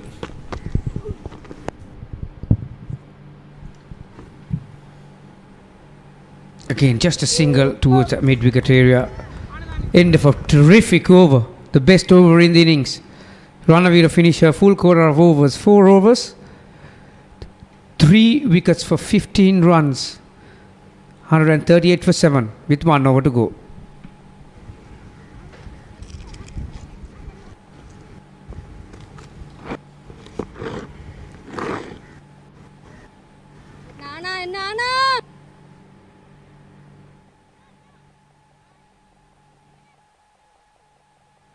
Hi.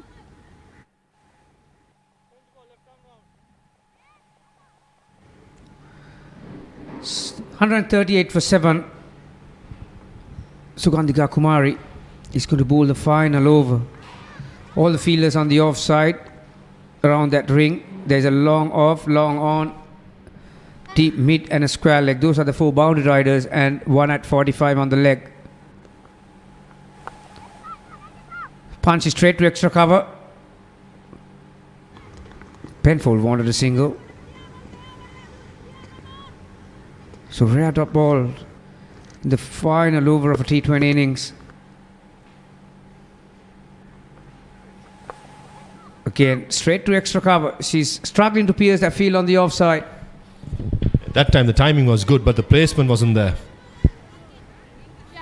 I think Kumari will do well to stay away from the outside. The off stump with 3 fielders in the leg side are all saving the boundary.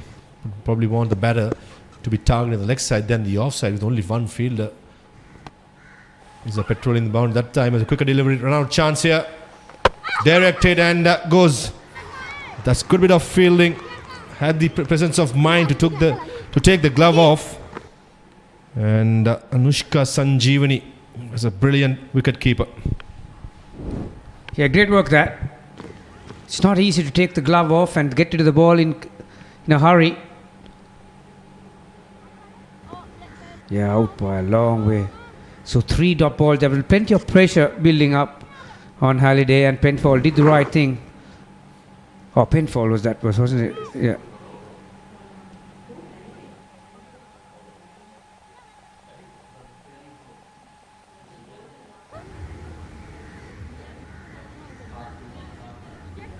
.138 for 8. It has been a very good over so far. 3 dot balls. Carson comes in. Halliday, she's on 2 of 3. The 2 left armers have been pretty good for Sri Lanka women's team. Sugandhika Kumari in a 4th over, 1 for 21. We mentioned about Ranavira, 3 for 15 off her 4. Oh, good catch. That was a very good catch. Adapattu leads by example. That was travelling. It wasn't easy. She had to do the hard yards and get under it, and so she did. It was a very good catch. So New Zealand losing few wickets at the end of the innings, and this is Brooke Halliday. Righty. And have a look at this for a catch.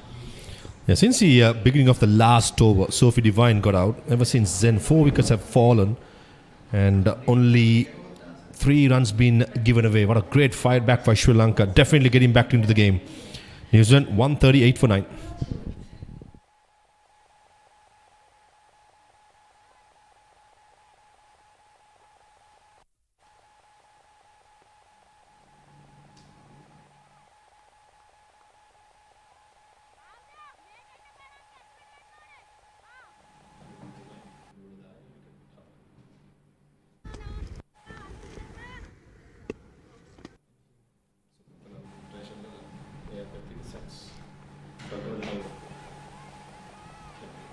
Another top ball.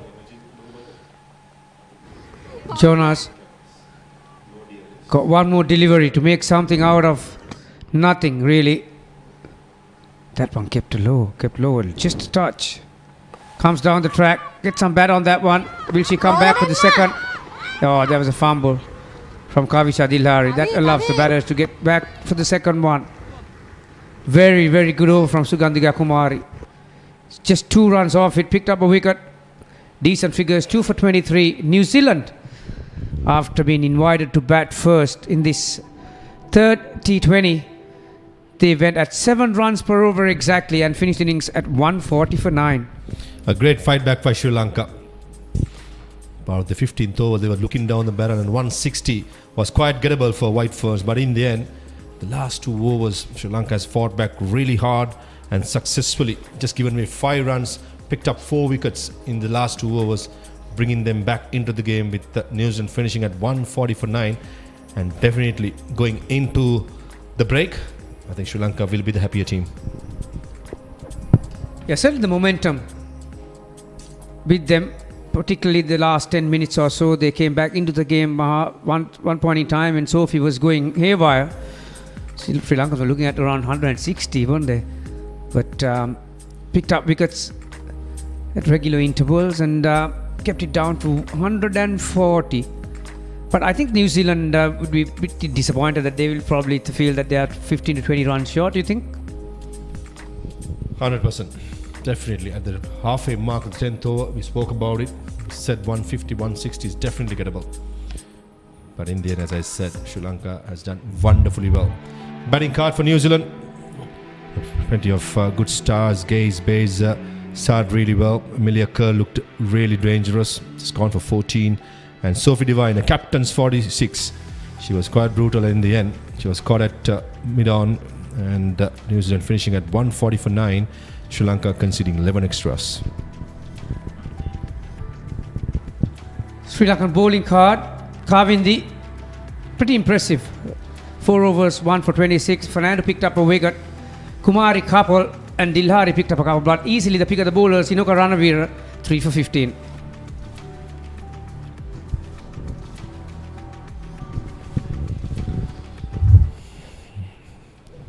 There's the highlights of these innings. New Zealand been put into bat first. Starters proceedings with Isabella Gaze and Susie Bates bossing the power play. It's quite strong down the track. It's a beautiful shot by Susie Bates down the ground. Quite powerful to the leg side as well. Sri Lanka didn't bowl that badly, but just that the batswomen, the batters have been brilliant all around the ground. Not shy to take the aerial route when it's needed, when it's required. This was the first wicket, Inoka Ranavira, the first delivery. Getting rid of Isabella Gaze. Amelia Kerr and Susie Bates carried on their good form from the series. That was Amelia Kerr beautifully played through car point. That was Amelia Kerr being caught at mid-off. And then walked in Sophie Devine. Mr. Full Banga being clean bowl. That was a tough chance. Sri Lanka will be regretting that for sure. If that been held, the score would have been much more lesser. And this was first 6 of Susie Bates over mid wicket, and the very next delivery over long on. A couple of massive hits. And the easy catch at mid off. Kavindini. Brutal force. Sophie Devine, the little time she was in the middle, she did entertain us. It was a neat stumping by Anushka Sanjeevani just outside the off stump. It was a one-hand sixer over square leg, didn't time it well. And this was the dismissal of Devine, easily caught at long on, caught and bowled. The very next delivery, Inoka Ranavira. Great piece of run out by Anushka Sanjeevani in the last over. Great come fight back, as I said. Just the 5 runs been given away, and Chamariya Tapattu finished the proceedings with a brilliant catch. And Sri Lanka coming back into the game to restrict New Zealand at 140 for 9. So this is the equation needed for Sri Lanka. Need 141 runs in 20 overs and a run rate of 7.05.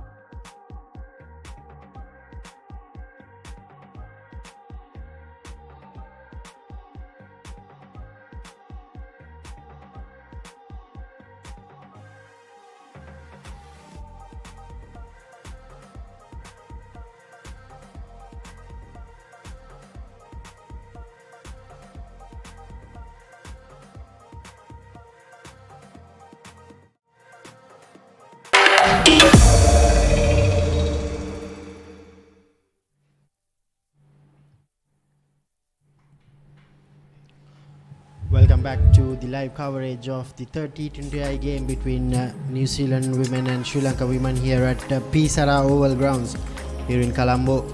Sri Lanka now chasing 141 runs to win to make it 2-1 in this three-match series. Chamari Athapattu, the Sri Lankan captain, walking out to the middle with Harshita Samaravikrama.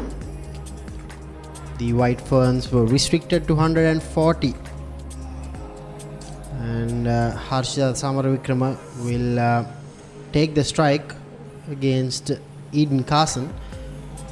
In the first game, Eden Carson opened bowling for the White Ferns and got the first wicket of the series, first ball. That's what I think Sophie would be hoping for. And Chamari straight away, Farvis, going to the non-strikers end. Sometimes it does play in your mind, isn't it? Question is, who are you trying to jinx, New Zealand or Sri Lanka? It definitely plays a big role, isn't it? It's just like probably David Vaughan against Stuart Broad. Similarly, if there's any weakness of Chamari Athapattu, it's just when she starts with the off spinner, she's not the most fluent. But once she gets in, I think she can be a force to reckon with. The White Ferns will be very confident in defending this 140. Easy gaze behind the stumps for the first time. Harshita Samaravikrama, she'll want to improve on those stats for sure, especially the strike rate. She gets off the mark. For his 6 overs, the first 6, the power play will be very crucial for Sri Lanka in their run chase. Yeah, definitely have to maximize it. We saw in the New Zealand innings, once the ball loses the hardness, it was not easy against spinners to time it. So I think that's where Sri Lanka got to be a bit more proactive, try and use the power play well. Much quicker. The first match I remember was similar length, but the line was much straighter and Chamari Athapattu played all round. It was bowl. And this occasion, it was just outside the off stump.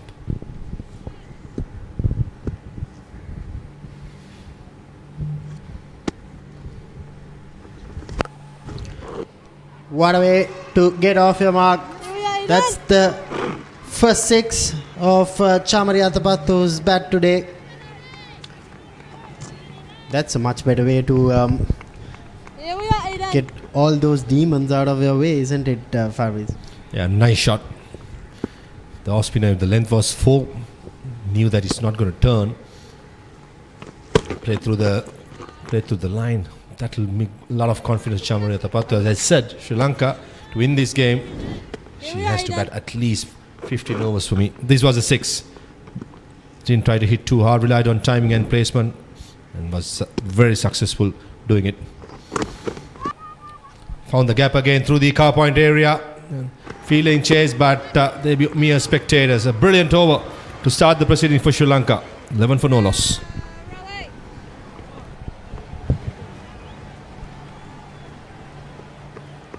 Ideal start for Sri Lanka, chasing 141 runs.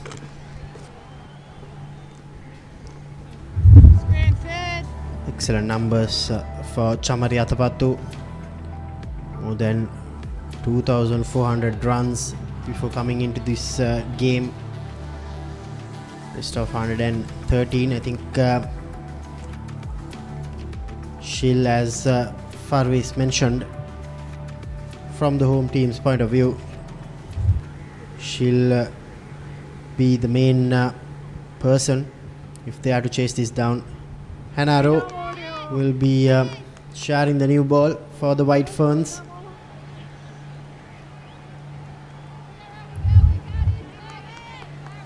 She's picked up 18 wickets so far in her career. Best of 3 for 18. Still 26 years of age. Hannah Rowe starts off with a wide. Easy gaze, keeping for the very first time this tour. She'll be also under a lot of pressure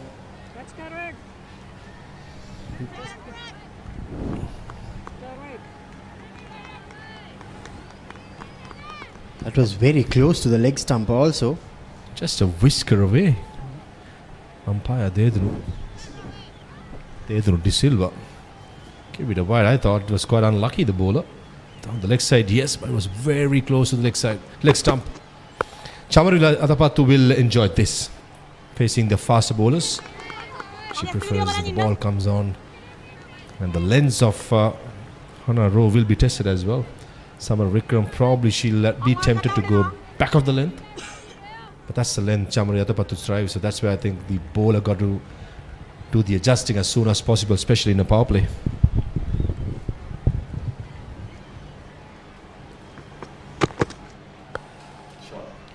Beautifully placed by Harshita Samaravikrama. Timing exquisite that time. That's her first boundary. Poor bowling from Hannah. Yeah, spot on there, Damit. It's poor bowling. Harshita Samaravikrama, predominantly a front foot player. A juicy full toss through the offside, bread and butter. I think the tactics should be to pull back of the length to Samaravikrama. After that stroke, third man comes in to the circle and extra cover drops back. The other fielder patrolling the boundary is at fine leg. Another wide by Hannah Rowe. New Zealand in the previous game, their bowling was led by Leah Tahuhu, who picked up 4 wickets, but for this game she has been rested.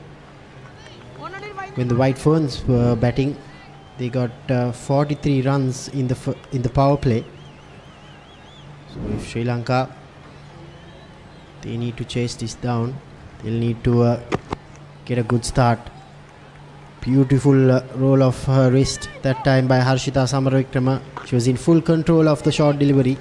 Just a single. Yeah, nicely played. Tried to keep along the ground. Didn't want to take the aerial route.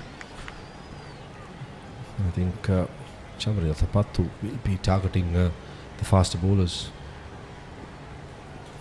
Fields remain the same. In fact, square leg drops back and finally comes in for Chamari Atapattu.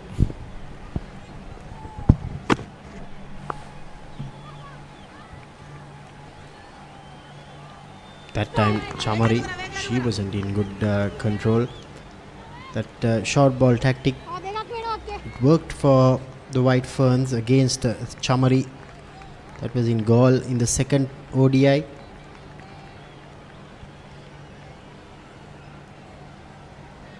But I think Farviz, there was good bounce and good carry of those goal services rather than the pitches which are being used here at Pisara.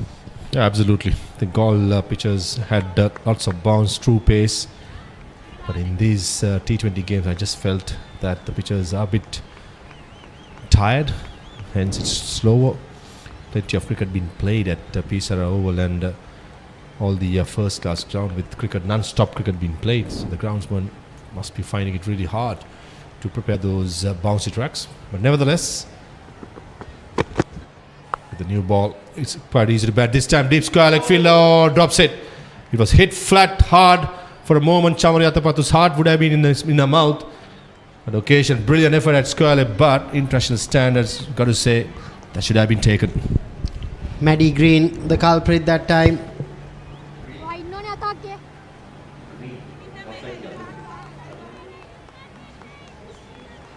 She was moving well.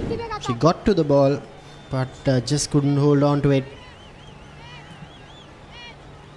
Will that cost the game for the White Ferns? Chamari Atapattu, we all know what she can do.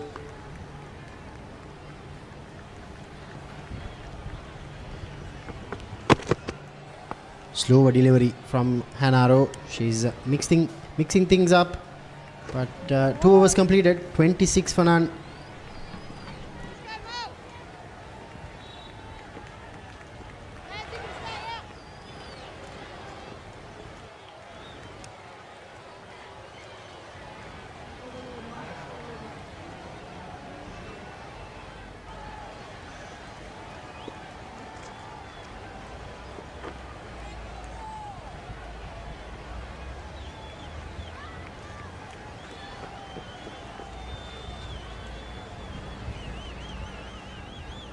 හිමීට කොටර දාලා අතනින් ගන්න හදන්නේ.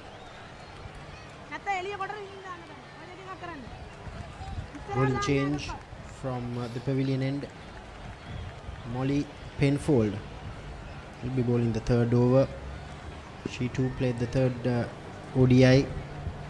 Didn't get much bowling this tour. She starts off with a short delivery. Chamari Athapattu taking on Molly Penfold.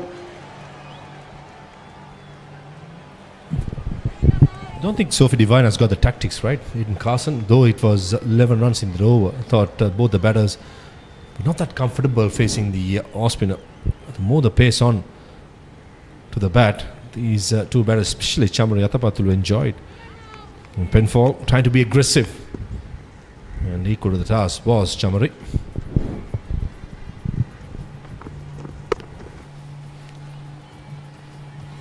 I think she got a little more extra pace than Hannah Rowe, Molly Penfold. These two tall and lanky seamers for the White Ferns. Sophie will be hoping that they can break this partnership. So far 30 runs. Very good start from Sri Lanka so far. Didn't get that time right. Molly Penfold. Wide signal by umpire Chandrika Amarasinghe. Some exercises for the umpire, way outside the off stump. Probably trying to bowl the slow ball, and have some swing on offer, without the other offside.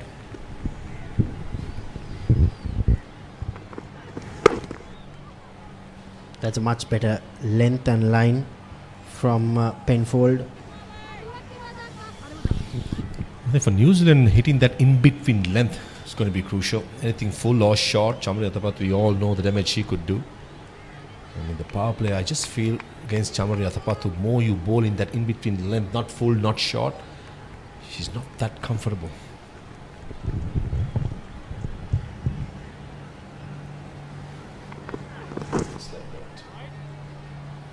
She got her length right, but not the line that time. Another wide by Penfold. New Zealand coaching staff, they'll not be that pleased that she's bowling both sides of the wicket. And also bowling extra deliveries in the power play. We just want to finish the power play as soon as possible, try and minimize the damage.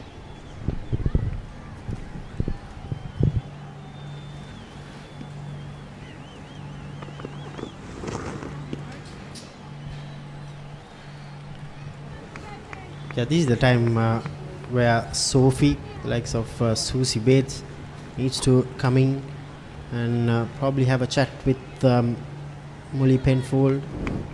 Just do the basics right. She's trying too much, I feel. I think the nerve is getting better of her.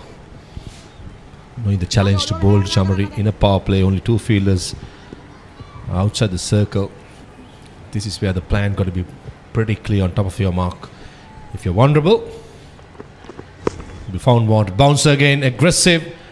Top edge this time. Fortune favors the brave. Yeah, that's a fourth boundary. She got 4 fours and a 6, Chamari. I just don't understand the field placings also, Farviz. If she's going to bowl the short one to Chamari Athapattu, better to have that short fine leg fielder out in the deep, and then maybe get that sweeper fielder to the 30-yard circle. The field remains the same. This time she bowls it full. Another boundary. Chamari Athapattu, she's putting on a show here at Pisara Oval. The problem for New Zealand, boundaries are leaking both sides of the wicket. As you correctly said, the bounce is, if the bounce will be used using the short fine leg fielder in the deep is a must, but this occasion, right next delivery, way outside the off stamina slower delivery. I just feel Rowe is vulnerable when it comes to bowling in the power play against Chamari. Just not too sure, beg your pardon, Penfold is planning is not that clear. You cannot do that in a power play. A much better way to end the third over. Sri Lanka off to a great start, 41 for none.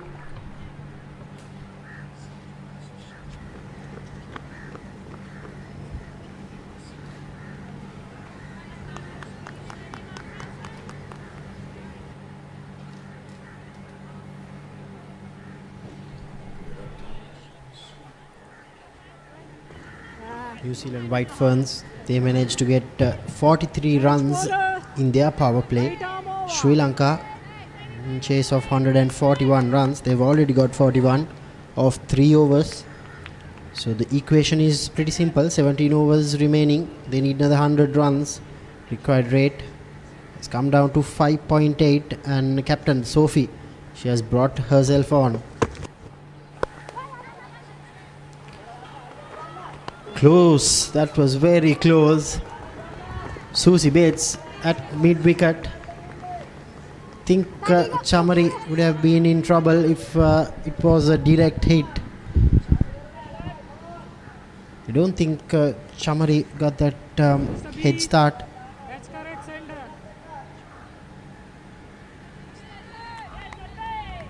No, I think she was clearly in. Nevertheless, now it's the captain to captain. Yeah, the short ball tactic is clearly in their plans, Faris. Straight away when you see Chamari on strike, they tend to bowl that short one. This time Sophie, probably a slow bouncer. Yeah, I think so. One bouncer being called for the over by the umpire, Deduno De Silva. I think when it comes to Sophie Devine, she'll probably do well to pitch it up and swing the ball. The first delivery to Harshita, we saw some swing, especially to a left hand when the ball is swinging back. The right arm fast bowler's angle is never easy if you get the right length. Maybe don't have the express pace, but still that movement can be dangerous. A very experienced campaigner in T20 cricket. A renowned all-rounder in women's cricket, Sophie Devine. Also, overall, this entire tour has been very good. The ODI series was very competitive. The T20s, New Zealand, they've won the first two, and the third one, Sri Lanka, they've got a good start in this run chase. Overall, we've seen some very good cricket being played. Kudos to both the teams. First bilateral series for the White Ferns of Sri Lanka. They've played in Sri Lanka before in a World Cup, but this is the first bilateral series. Chamari Athapattu, this time that's a 6th boundary. She takes on the New Zealand captain. I thought Chamari Athapattu was expecting the short delivery. She was deep in the crease, waiting for anything to be short. And Sophie Devine, as expected, as you correctly said, is probably targeting the short delivery against Chamari, and she was ready for it. And almost like a tennis forehand. Threw it on. A slow delivery outside the off stump, but missed opportunity for Chamari. Thought for a second that was going through the gap for a boundary. A successful over for Sri Lanka. 4 gone, 49 for no loss.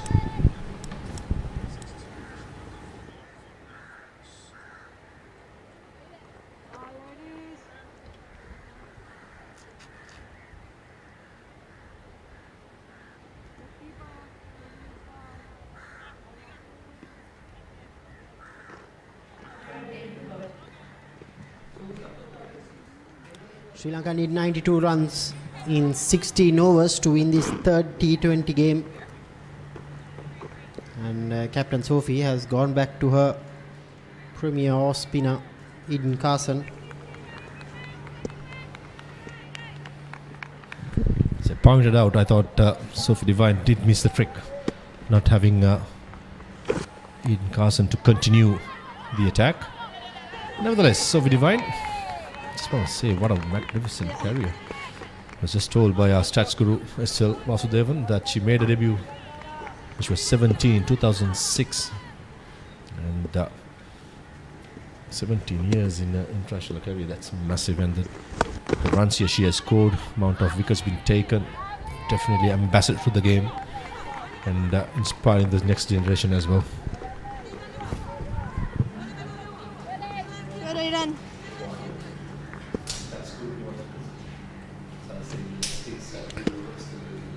Good 2 deliveries from Eden Carson so far, but this time she bowls a wide. That's the 50 runs up for Sri Lanka. Good partnership, a good power play for the home team. Captain Chamari on 33, Harshita on 8. This is still the 5th over in progress. Harshita needs to give the strike back to Chamari. Yeah, he took the words out of my mouth, Damit. I was just about to say that. Need to get the single and get Chamari Athapattu on strike. If the batter is batting well, striking it well, all you need is the strike. This time, right thing was done. Probably she heard us.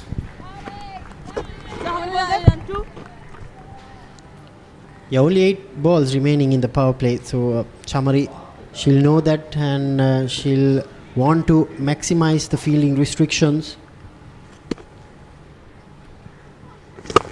Just like that, it was hit fiercely.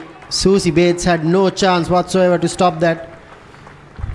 Susie Bates had to move only about 5 feet, and that went like a tracer bullet. That's power for you. I think Sophie Devine of New Zealand and Chamari Athapattu. Take a look at that. Didn't have to move that much. That went like a tracer bullet, as I said. Brilliant batting, brilliant force.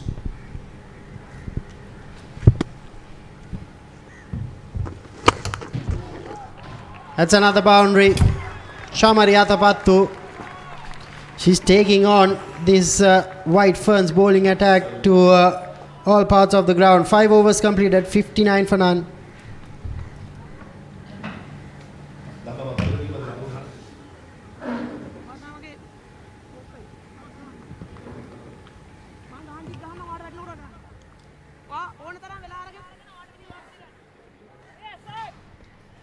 It's been a phenomenal start for Sri Lanka so far. 5 overs done, 59 for no loss.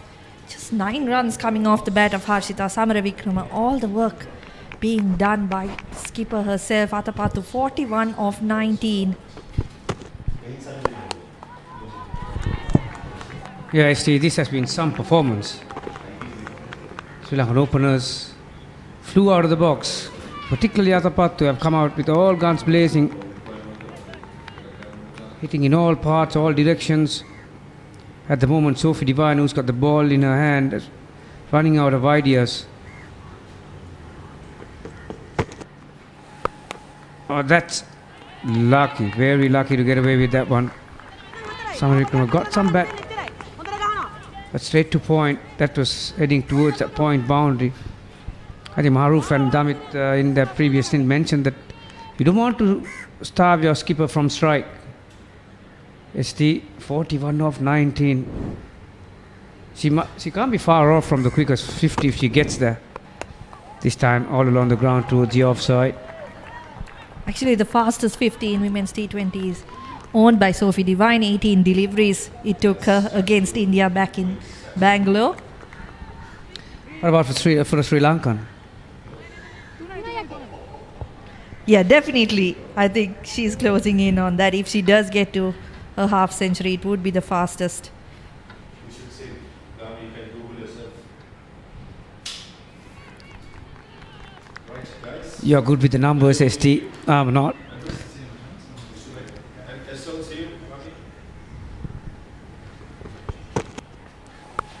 Ah, lovely, lovely. Just show another quality of Chamari Athapattu. That was rising. She had to get her hands up, but opened the bottom hand and got the gap. It just shows the touch game in her. ST, have a look. That's superb. It's just what do you call the helping shot off the middle of the bat. Yeah, and she seems to be enjoying the pace offered by the New Zealand bowlers as well. A couple of extra paces in this side today for the White Ferns.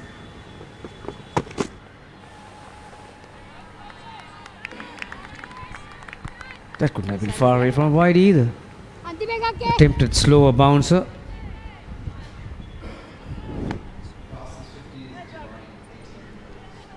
That's a good call from the umpire. Well below.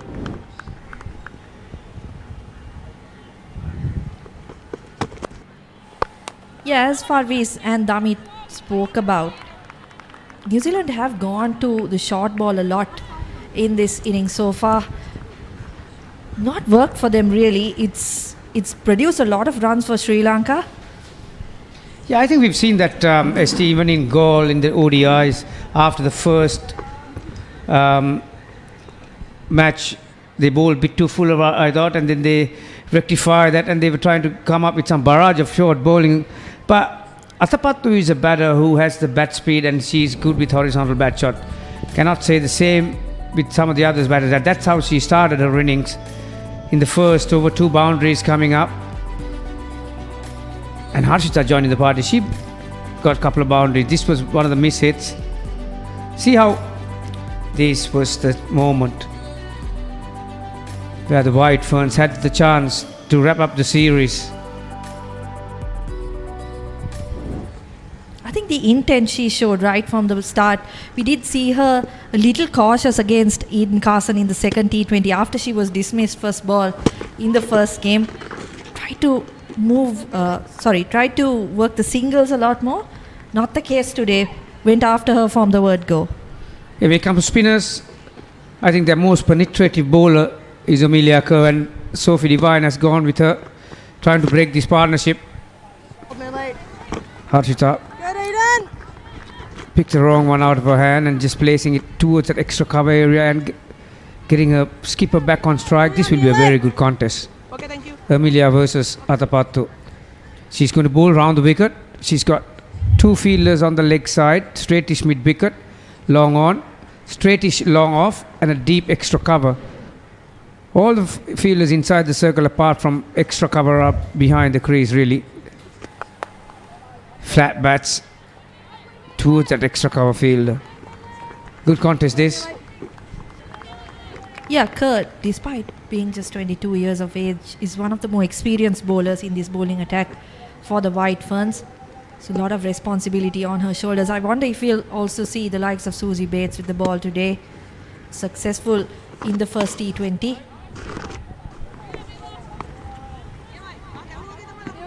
Yeah, what we've seen right throughout this series, ST Amelia relies on. Oh, that's pretty harsh, wasn't it? That's inside the blue line. Join the bowlers club. I'm with them.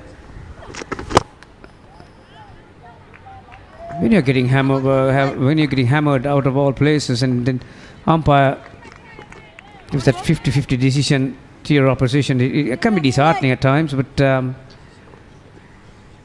good use of the feet by Samara Wickrama, that previous delivery. Yeah, she's played her part really well, I think. Although she's just got 12 runs off 17 deliveries, her role has been to just rotate the strike, and she's done that really well. Just to give Athapattu the strike, not break the momentum for Sri Lanka's batters.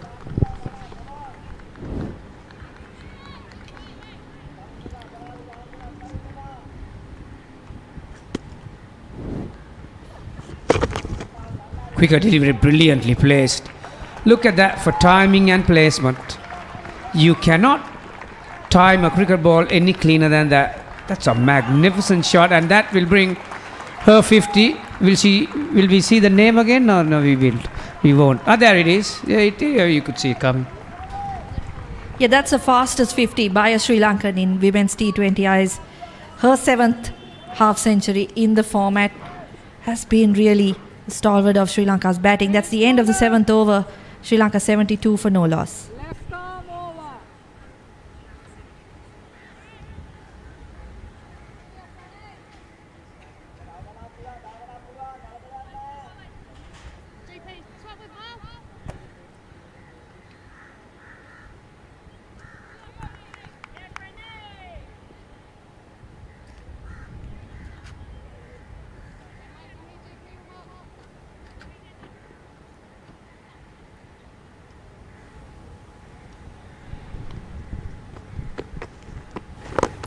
Fran Jonas into the attack, and straight away Harshita Samaravikrama able to find the single of the first delivery of the over.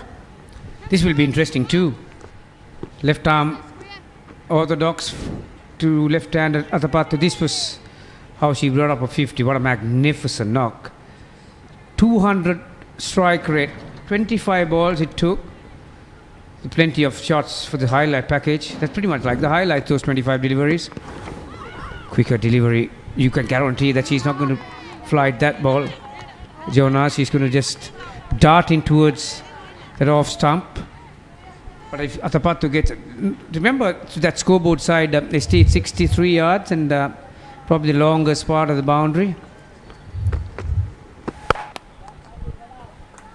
Yeah, Athapattu's had an interesting series, hasn't she?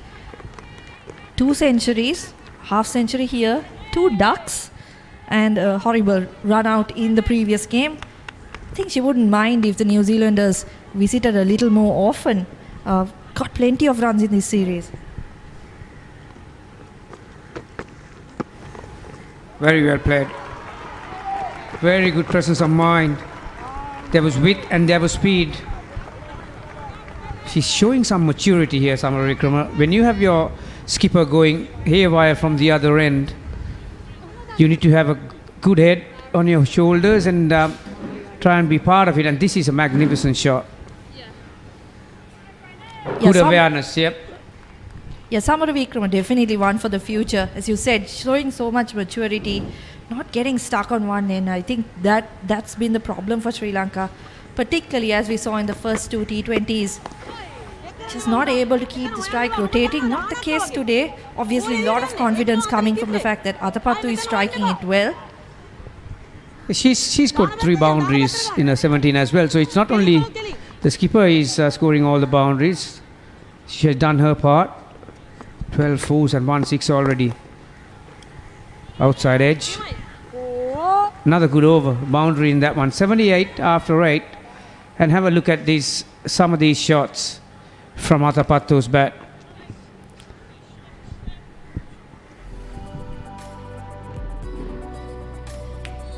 That's a first. Got off her innings underway with a massive 6. That wasn't a good shot. That was a good shot as well. The only blemish in the innings.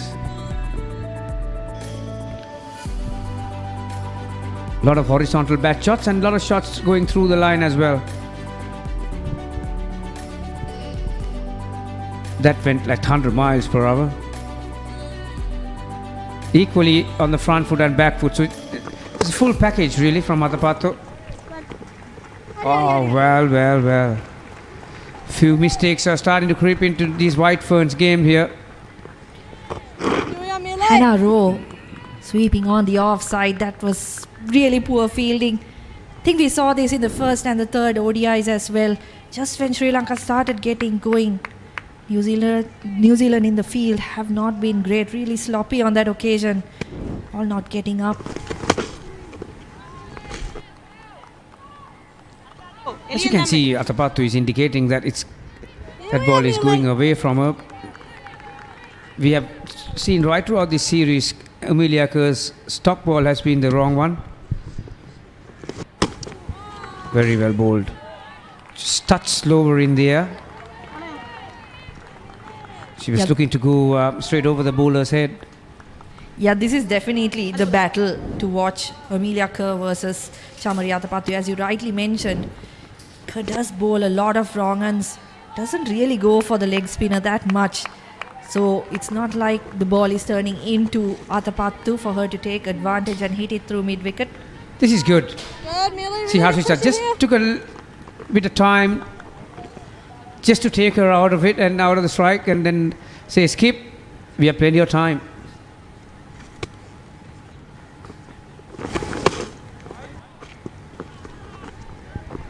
This time called a wide. That's the 11th wide for the New Zealanders in this innings. One of them running away to the boundary, so it hasn't been a disciplined performance by the visitors so far.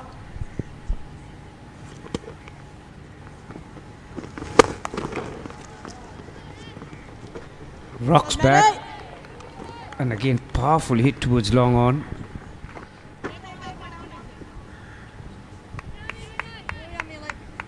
84 after. Well, we are one ball short on the ninth. This has been a commanding performance by these two openers. ST, we have seen twice before in this tour so far. Atapattu taking the white ferns on and very well batted. Magnificent. Used her feet, nowhere close to the delivery, covered the line with her front and the back foot, played with a dead weight and picked up a single. 85 for 9. 85 for no loss after 9.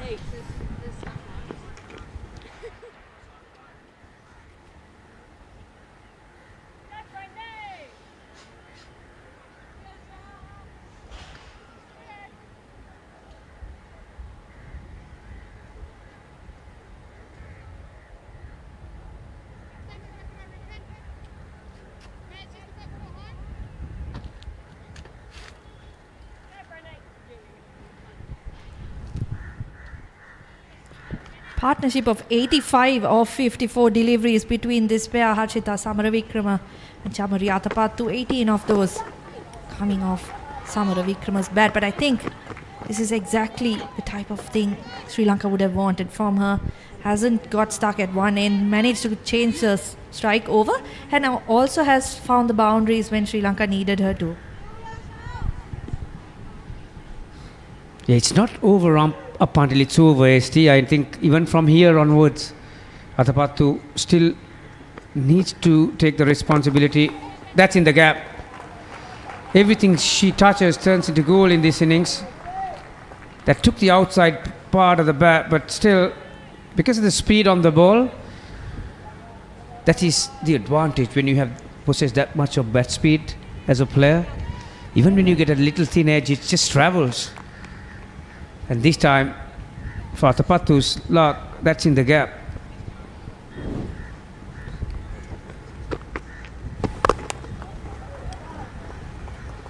Finds the fielder in the deep on that occasion. Sri Lanka needing just 5 runs and over now. He's already got that in the first three deliveries of this over. See the bottom of your screen, it's 14 fours and a 6, 15 boundaries in the first 10 overs. Very good batting. Not only the maturity, ST, she's showing some technique in order to play on a surface like this. When it's short, she rocks back. When it's forward, she presents a full face of the bat. Samaravikram, obviously she doesn't have the power that the skipper has. Well, that could be a close to a no ball. But the leg umpire says, no, it's below the line, but that disappeared off to the offside. Chamari reckons it's a no ball. Again, it's not the easiest of balls to put away. Those waist-high full tosses. From time and time again, I'm mentioning that the bat speed she has, she can hit to all paths, really. Final ball, and this time towards point. Rare dot ball. Atapattu 36 deliveries, 65. Sri Lanka after 10 overs, 96 for no loss.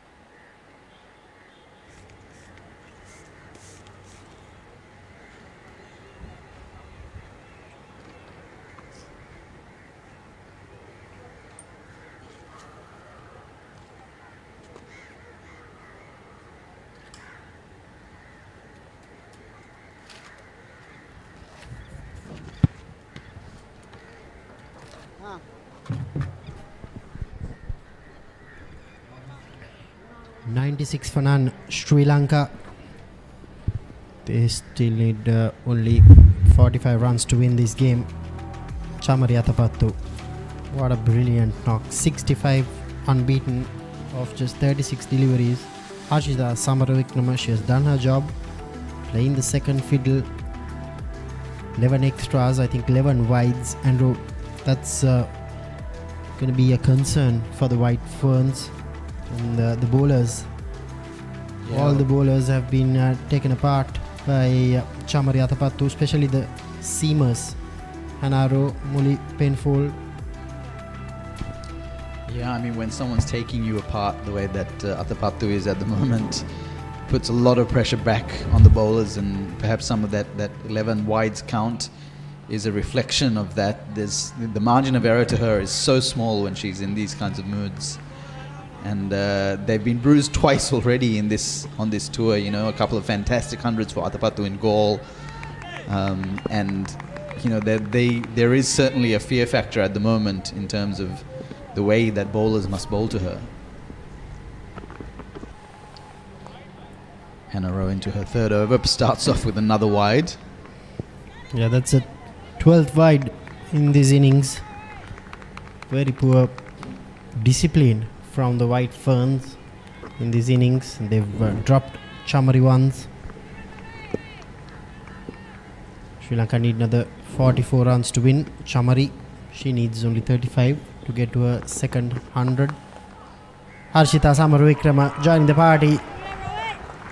She bowled the exact same full toss when she was bowling from the other end in her first over.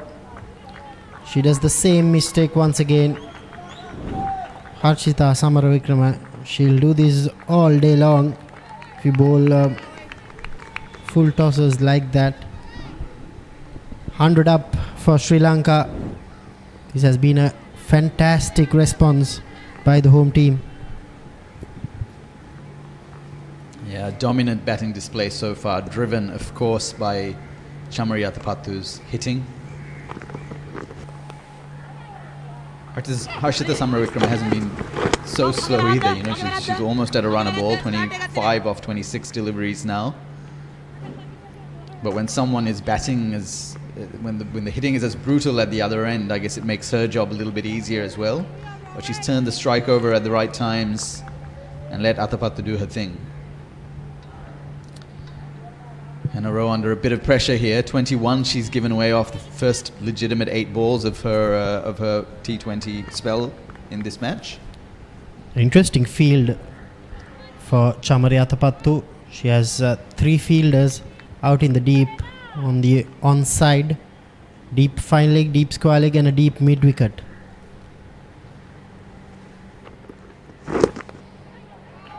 That's sensible batting from the Sri Lankan captain. No need to take any further risk. The required run rate is just 4 runs per over. They can do it easily with singles. Yeah, in an earlier conversation we talked about how New Zealand wanted to, perhaps were thinking about Chamari Athapattu proofing their innings. I mean, that's the kind of form she's in, that you need to get a score beyond Sri Lanka, even if Athapattu is batting as she is. But they didn't quite manage. Sri Lanka bowled reasonably well, particularly through the first 10, 12 overs, and then closed out the innings nicely as well. This first wicket partnership now worth 103 off just 64 deliveries.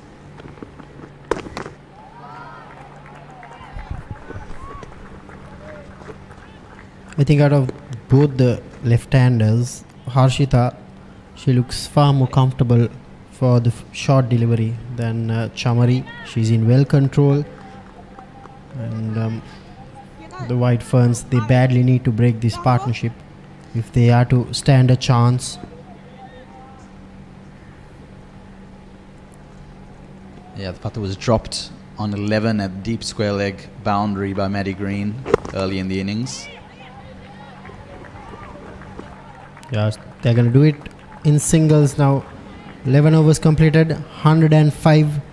This partnership, we've seen 16 fours and 1 6 by these two left-hand batters.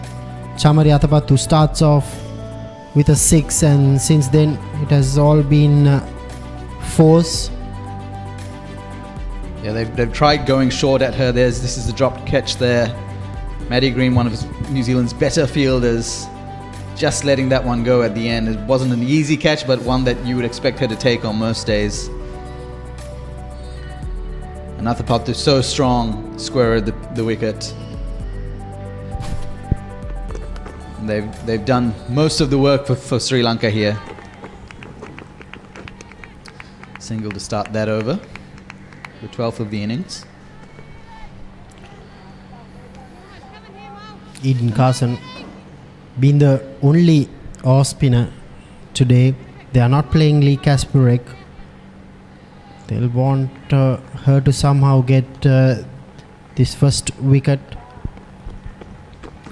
Yeah, the one bowler who's really troubled Athapattu, Athapattu didn't make it out of the power play in both the first matches, and Carson got her wicket first ball in the first game, troubled her, bowled a few dot balls at her in the second match, and created a run out through pressure. But perhaps Athapattu's now got her eye in a little bit too much. Let's see, this could be an interesting battle.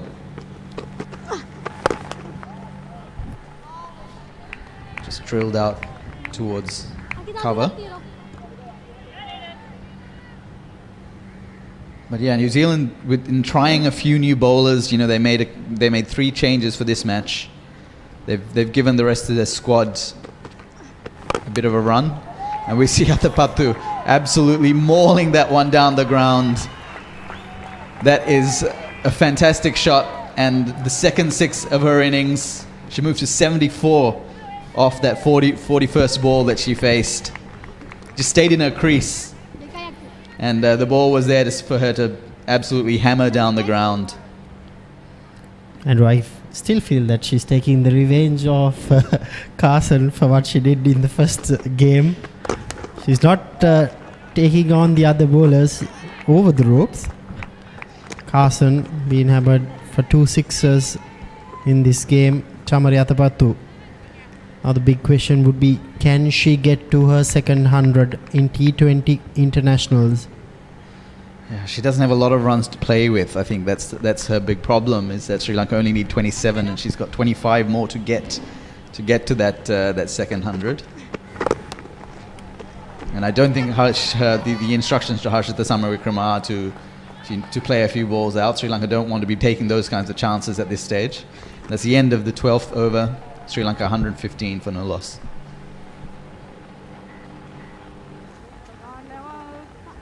Please hurry up. Quick changes, please.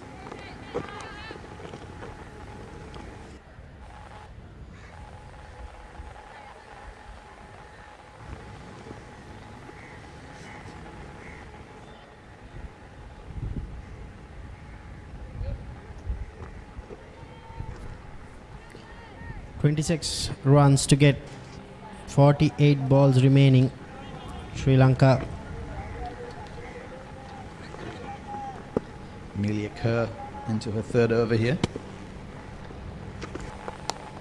Yeah, right. Quick single to mid-on. I think the home team, Andrew, if they get to this winning target, they'll be quite pleased with their effort in the whole tour. They've won then 3 games.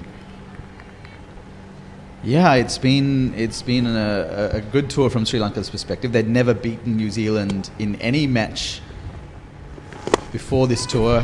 Athapattu goes again. It's in the air for a little while, but it's safe enough. It lands well in front of that point fielder. They get a single out to the deep. But yeah, they hadn't won in any match, and to come and win a series, they would have liked to be perhaps more competitive in the first 2 T20s. Their batting really let them down in those matches. But cruising towards what seems like it will become a dominant victory here, and to win half the matches on tour, I think Sri Lanka would definitely have taken that at the start of New Zealand's visit. Yeah, irrespective that this game is a dead rubber, they're playing against a quality White Ferns team. You managed to keep them 240, and Atapattu, she's bossing the game now. You speak of quality players: Susie Bates, Sophie Devine, Melly Kerr, all T20 stars in all of the franchise leagues in women's cricket. For Sri Lanka, it's only been Chamari Atapattu. Yeah, I guess the worry for New Zealand would probably be while their batting has done reasonably well, their bowling has looked a bit fragile at times, particularly when Chamari Atapattu was at the crease. Another wide for New Zealand. They're up to about 13 wides now. Yes, 13 wides. Not been a disciplined bowling performance from them. Yeah, perhaps they'll reflect that they need a few more kind of wicket-taking options with the ball in these kinds of conditions at the end of this tour. As Harshita Samarakrama squeezes one out behind point, splits the gap and picks up another boundary. I think Chamari Atapattu's hopes of getting 100 are about done with that. Sri Lanka 124 for none after 13 overs.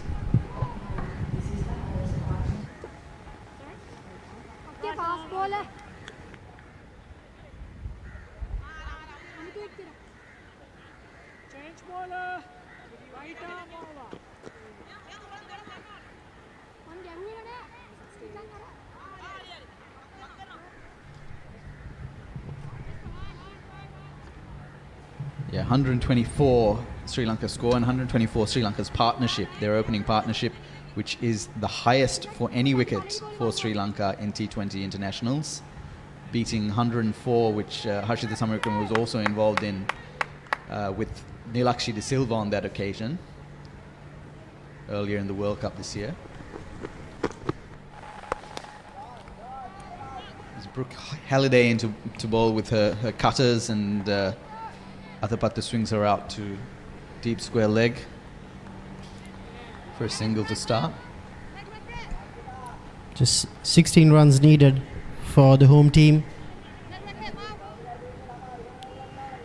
Yeah, excellent partnership. I think Harshita Samarakrama, as you said earlier, Andrew, she's also had scored a runner ball. Brooke Halliday, she has picked up only one wicket in T20 cricket. That's a brilliant effort. She certainly saved a couple of runs. I think that's Eden Carson.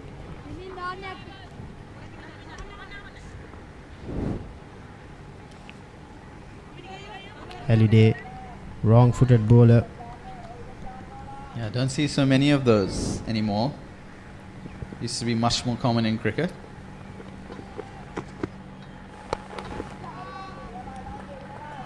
Chamari now doing it in singles. She's in no rush whatsoever. She, I think, intends to be at the crease when they are scoring the winning runs. That will be a great achievement if they can win this without losing a wicket.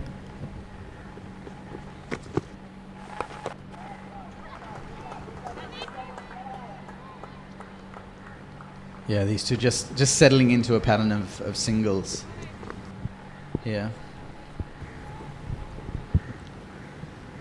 Just waiting for the really bad deliveries to put away. They've done all the hard work. The required rate is down at 2.05. It's just cruising towards that target.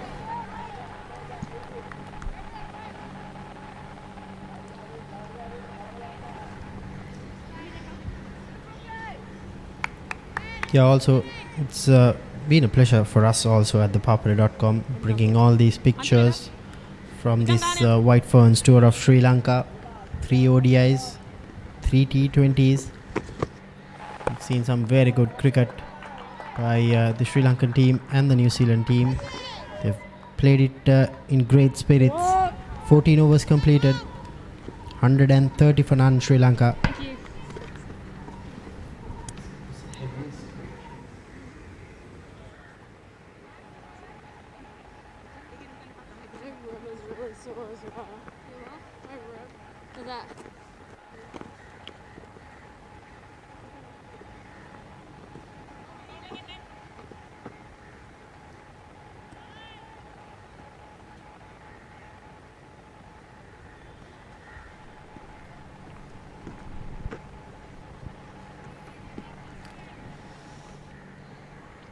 Another decent turnout of Sri Lankan crowds here in Pisara Oval.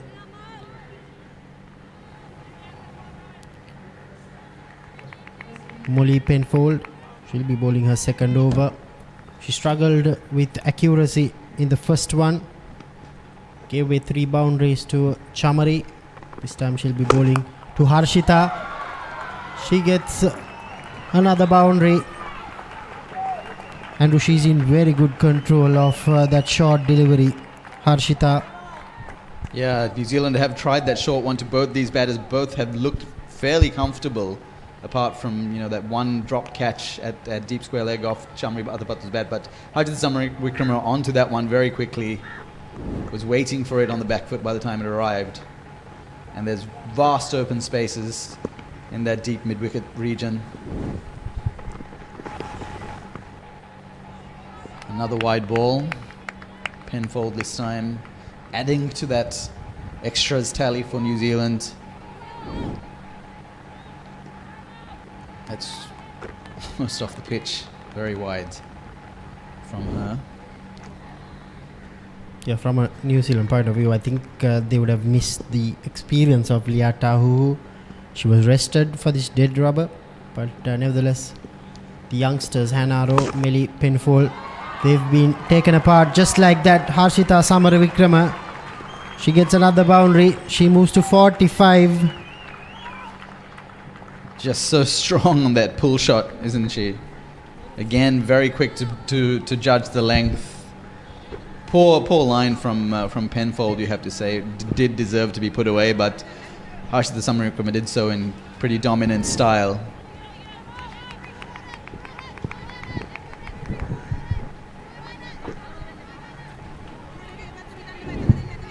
Five short of a half century, but only 2 runs to get to complete this victory. Sri Lanka knocking on the door of a 10-wicket win. And they do so with another leg side shot, this time off a full delivery. Harshita Samarawickrama whips that over the leg side infield and gets a boundary down to deep mid-wicket. And that's it. That's Sri Lanka complete their first ever 10-wicket victory in T20 international cricket. An absolutely dominant performance. And although this was a dead rubber, they've made their mark on this T20I series. It's been a tour in which both teams have won 3 matches. Sri Lanka took the ODIs 2-1. New Zealand won the T20s 2-1. 3 wins each, split right down the middle. But it is a series dominated by that woman on screen, Chamari Atapattu, who was spectacular in the ODIs, 200s in that series, and 80 in this one off just 47 deliveries, 80 not out. She did get a chance early on, dropped for 11 on the deep square leg fence, but since then she's been unstoppable, unfurling a full array of shots, some big sixes down the ground off the spinners, and some strong square shots as you generally expect from Atapattu.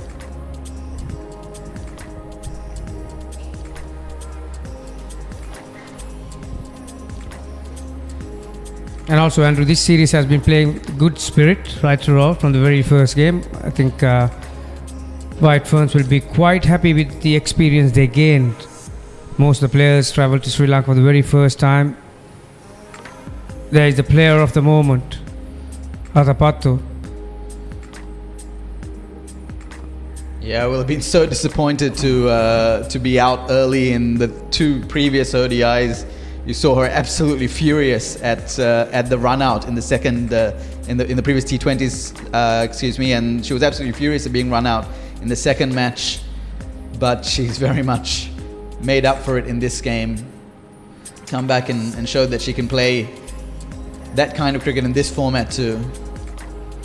And not to forget, Andrew, I think Harshita Samaravikrama, obviously her senior partner, will probably get all the accolades, but she's been flying under the radar. That's one of the very best batting performance I've seen from her. It's a career best 49, very unlucky to miss out on a well-deserved half century. There were some very clean shots from her bat, equally on the off and on side. Coaching staff will be very happy. This is Samaravikrama's winning hit over mid-wicket. She too got used to this wicket very quickly and timed the ball. And the placement was immaculate at times. Dominating partnership. See Sri Lanka winning by 10 wickets. Yeah, she'd made some contributions in previous matches. In that first T20 in particular, was involved in a good partnership through the middle overs, but opening for the first time in this series, she's really made her mark. And this 143 run partnership, absolutely smashing the previous best partnership that Sri Lanka have ever had in T20Is. So there you go. Sri Lanka chasing 141 to win. In came the openers and came out with all guns blazing. Harshita Samaravikrama, like I mentioned just at a moment ago, 49 of 40, easily the best batting performance in her career. Chamari Athapattu did Chamari Athapattu things. 80 off 47. What a destructive innings that was. 14.3 overs, 143 for no loss. New Zealand with 14 wides, that's not going to please them.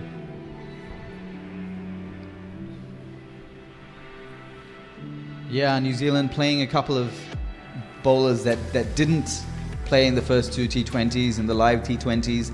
Penfold coming in, Hannah Rowe coming in, replacing the likes of Leah Tahuhu, the experienced Leah Tahuhu, and Leigh Kasparek, but unable to really make a mark in this match. A few analyses there that they probably wouldn't want to look at too much. Penfold going for 28 runs off just 9 balls, and Hannah Rowe 24 runs off the 2 overs. But it's difficult when you've got a player of Athapattu's quality playing at home on tracks that she's familiar with.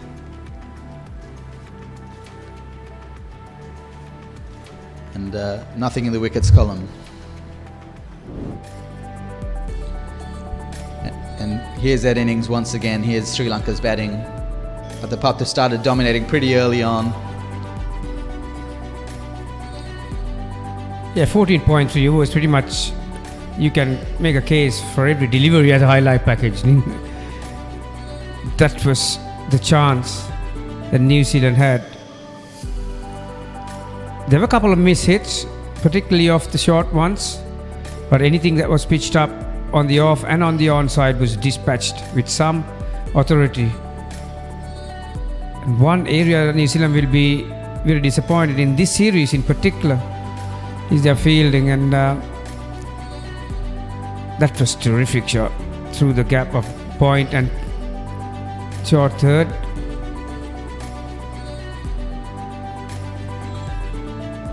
Got to a 50 with that flick. Samaravikrama shows her deft touch.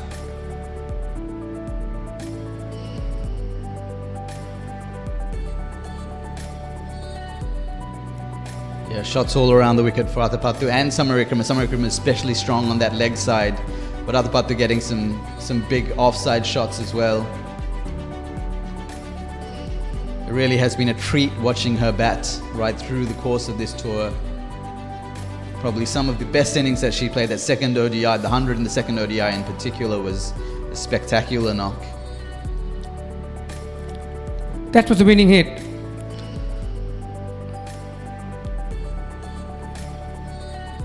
End of the day, it has been a commanding batting performance by these two openers. Sri Lanka, for the very first time, beating the White Ferns in a T20 format. Add to that, and they win by 10 wickets. New Zealand skipper Sophie Devine losing the toss for the first time too, Andrew, today, and she was asked to bat first. Her 46 of 25 was the difference between 120 and 140, which they got at the end. Sri Lanka, the two openers, 80 and 49 apiece, got there with plenty of overs to spare.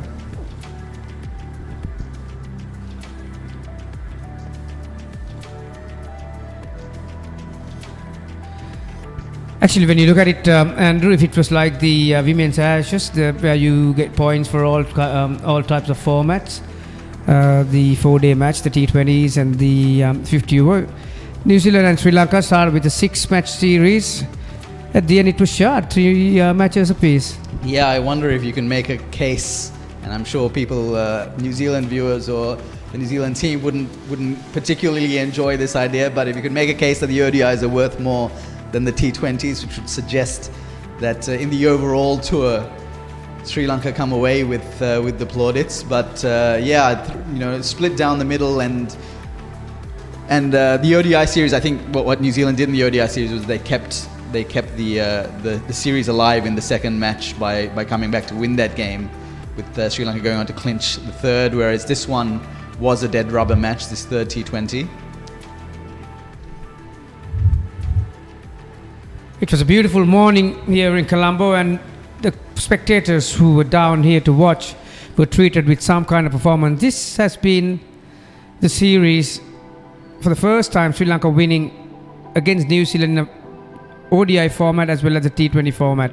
New Zealand going down in the first one, came back to win quite comprehensively in that second with 116 runs. Atapattu again scoring 100 in the third, got there by 8 wickets. Don't forget, both those games Sri Lanka won were rain-shortened games. And then the T20 matches started in Colombo at the Pisara Oval. New Zealand chasing on both occasions, winning the first 2 by 5 wickets and 8 wickets respectively.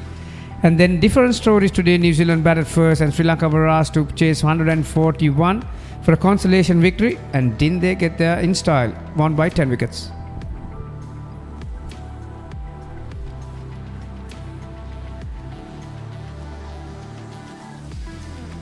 Yeah, it's not been a series or a tour that's had too many close matches, even though the teams were reasonably evenly matched in the end. We didn't see any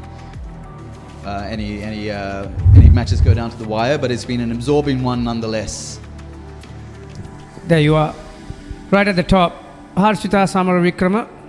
Incidentally, she's been involved in the 3 highest partnerships Sri Lankan history, hasn't she? Atapattu 143 for the first wicket against New Zealand at the Pisara Oval. Then in Cape Town, Harshita Samaravikrama and Nilaksi De Silva put on 104 against Bangladesh for the 4th wicket. That's the record they overhauled today. And then at SSE, very recently, Samaravikrama and De Silva put on 102 against Bangladesh. Those are the only 3 century partnerships for the Sri Lankan girls, and today was a magnificent one, 143, the highest.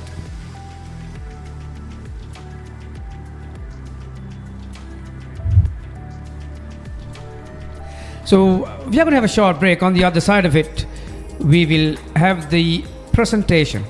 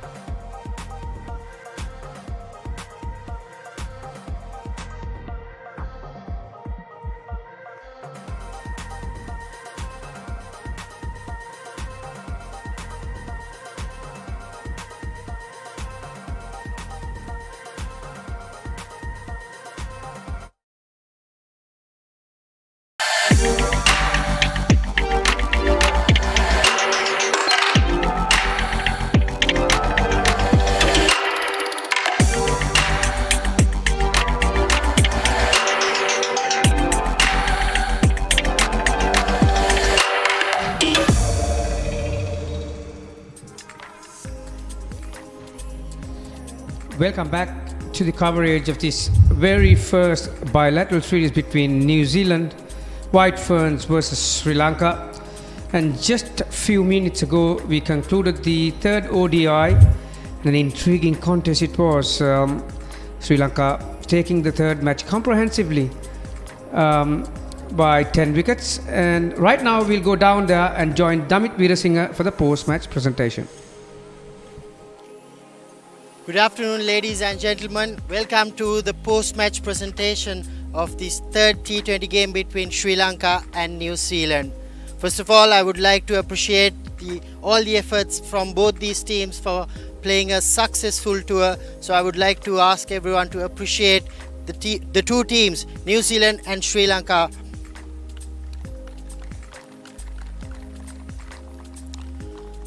Let's move forward for the awards.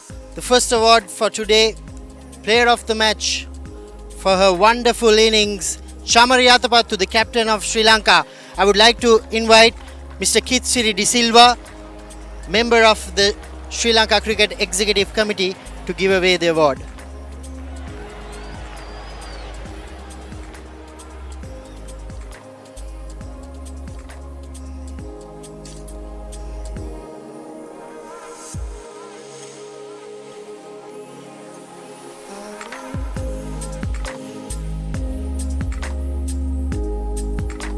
Chamari, first of all, congratulations for that win. How pleased are you to get this win today? Actually, this win must-win game for us, especially because the ranking. So today, my team done really good job. Especially, I can mention bowling department. They bowl really good. So finally, we won. That's really good for us. Especially your innings. How much of support did you get from Harshita Samaravikram? She's a very young girl and one of upcoming cricketer. She done really good job today, and she support a lot for me. So I will thank to her and my teammates and everyone. Especially I can mention Sri Lanka cricket media and the spectators. They all support a lot, and I think New Zealand team, I think they will enjoy a lot in Sri Lanka. Hopefully we can meet again. Thank you very much, Chamari. Thank you. So the next award would be the Player of the Series award for scoring 133 runs through 3 games. The Player of the Series, Susie Bates of New Zealand.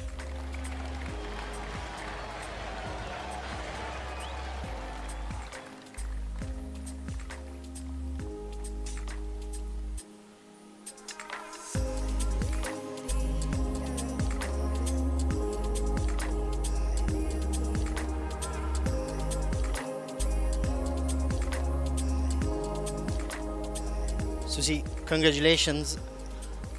How do you feel about this entire tour? Yeah, a little bit bittersweet. I thought, the one days was disappointing, but Chamari played outstanding and put us under pressure, and we've probably been a little bit under par with the bat today. So yeah, it's hard to end like that, but I think all in all we've loved our time in Sri Lanka. We've learned a lot about playing in these conditions. We've seen how strong Sri Lanka are in the field and with the ball, and it's been a real test for us, and we know we've got lots of cricket coming up in these conditions, so as long as we learn from it, we'll take all the positives. Personally, how pleased are you with your batting performances? Today not so pleased. You always want to put your team in winning positions, but look, it's nice to score some runs in the first 2 games, get us across the line, and it's nice to be out in the middle and contributing, but you always want more. Thank you, Susie. Wish you all the very best. Thank you very much. Next, I would like to ask the White Ferns skipper, Sophie. Firstly, we'll speak a few words and then we'll get to the main award. Sophie, you all won the series, made a few changes to your team. Where did New Zealand go wrong today? Well, we didn't score enough runs, did we? I think, as Sue's mentioned, I think the platform was there to maybe score another 150, 160, but the way that Chamari batted again today took the game away from us. The entire tour, New Zealand won 3 games, Sri Lanka won 3 games. New Zealand won the T20 series, Sri Lanka won the ODI series. How happy are you with the entire tour? Yeah, again, probably just echoing Suze's words, probably a bit bittersweet, obviously, with the one days. Really disappointing to go down to that series, and we were completely outplayed by some pretty fantastic batting. So, look, we've got plenty to take home with us. It's been an awesome experience. I think 13 of the 15 players haven't been here before, so we'll certainly take a lot of learnings home and know that we've got a lot of work to do.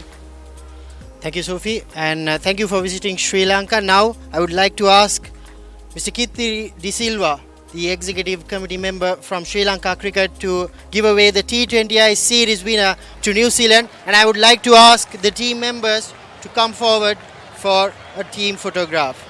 That's it from the post-match presentation.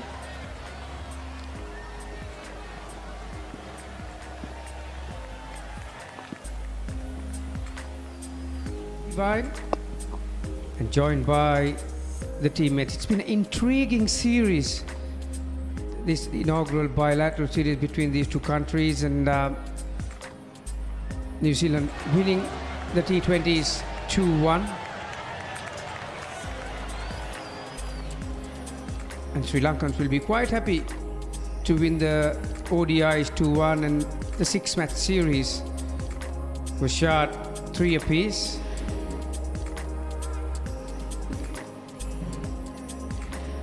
This is what happened in that last game, today's game. New Zealand, for the first time, losing the toss, invited to bat first by Chamariyatapattu, 140 for 9, Divine 46 of 25, and Susie Bates yet again making a contribution. Those three names, Amelia Kerr, those three batters have dominated this series. And then Sri Lanka, chasing 141 to win, they got there with 14.3 overs, thanks to a swashbuckling 80 from Chamariyatapattu and a magnificent 49 of 40 from Harshita Samaravikrama. Sri Lanka won by 10 wickets. Sri Lanka came into this series yet to taste victory against New Zealand in ODIs as well as T20s, and both dreams come true today. 13th game between these two countries. Sri Lanka tasted victory for the very first time, the first 12 been won by White Ferns.